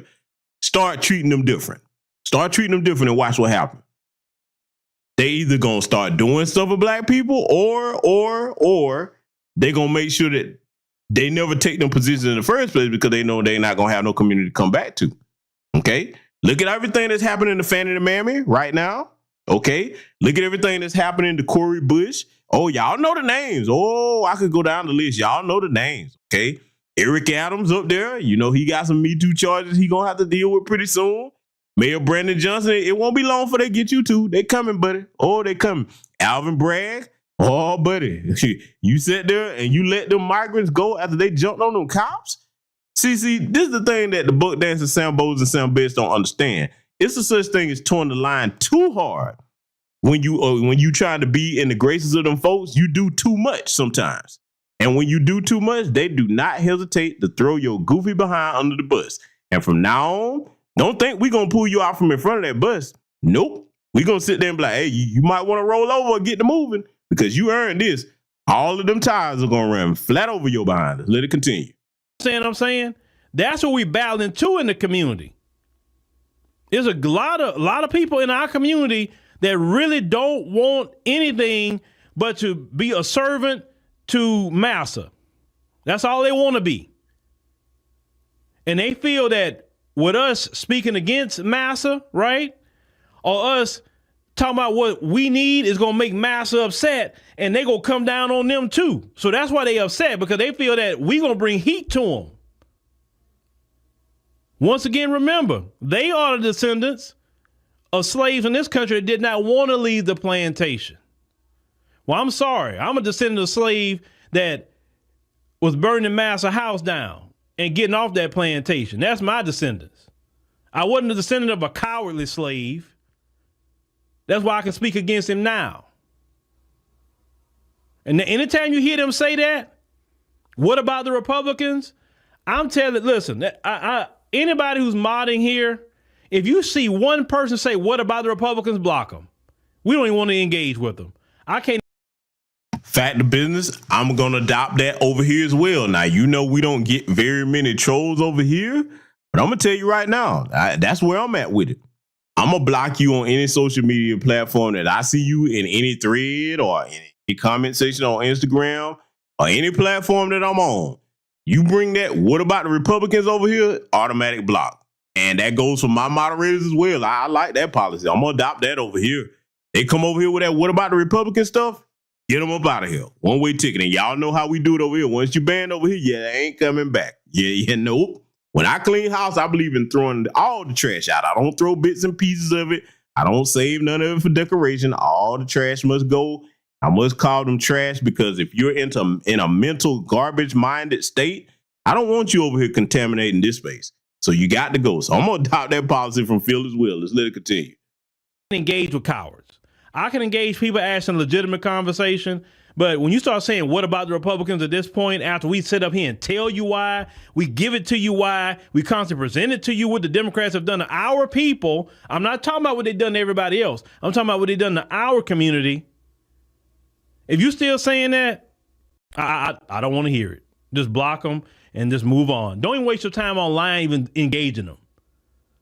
They try to start arguing with you, like just block them off your timeline and like this. No. I don't mind, once again, I don't mind talking to people that asking legitimate questions. But just what about the Republicans? And you never say where you're wrong at? No, those people want to be slaves. And that's okay. Just keep your slave self away from us. I couldn't have said it better myself to close out the broadcast. So, family, you saw what I brought you over here tonight. And if you doubt its importance, ask yourself one question. With the information that I presented to you, nothing violated these people's guidelines and they can do what they want on their platform. We understand that. But don't worry, we got a solution for that coming very soon. I'm going to keep that close to the vest until it's like I want it. But understand this. If you doubt the importance of what I just showed you here tonight, ask yourself, why did they interrupt that broadcast? Because that wasn't on my end. All my equipment was working just fine. They shut that down.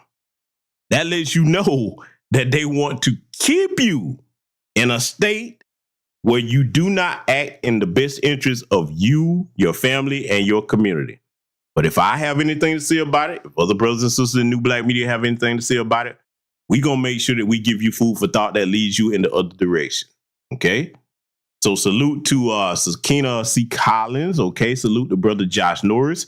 Salute to everybody that contributed to the Cash App. I was trying to get through this before they finish interrupting it tonight. So you all know that any name that I didn't call, you definitely know the drill. I will definitely list you under the contributors section of the post on the community tab a little bit after the broadcast ends, okay?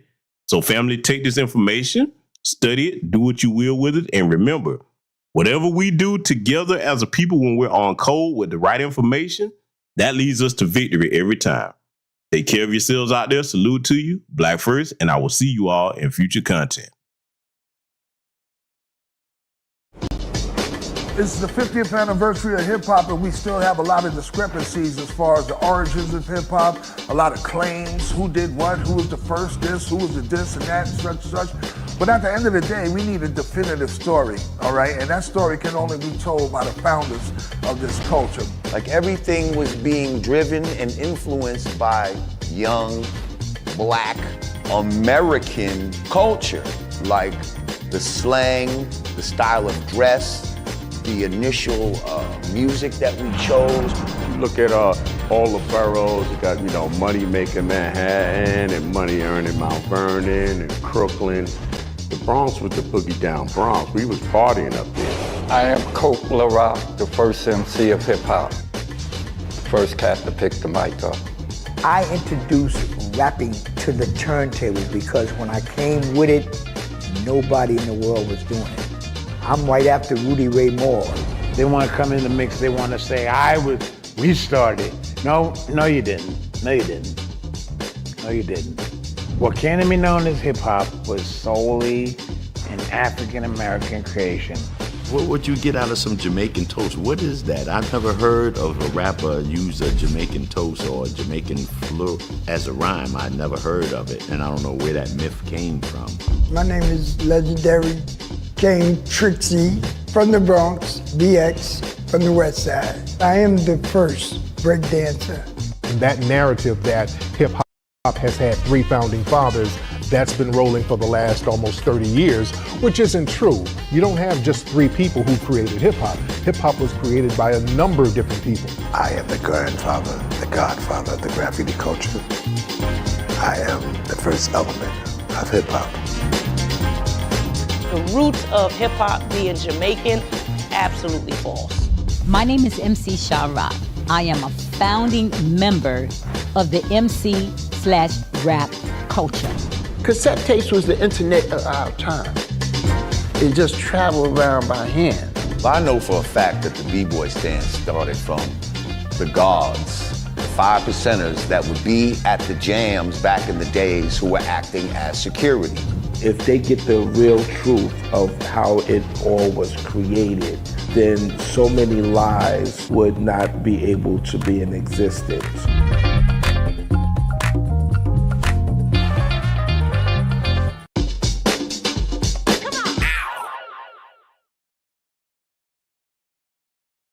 When we talk about hip hop and what it is, it's an extension of the music and the instrumentation that our forefathers created. Check out the live stream premiere of the documentary short, It's Bigger Than Hip Hop, The Black American Family Tree, and Q&A, a fundraiser to create a series detailing music's evolution. Go to DewanB.com for streaming passes and crowdfunding.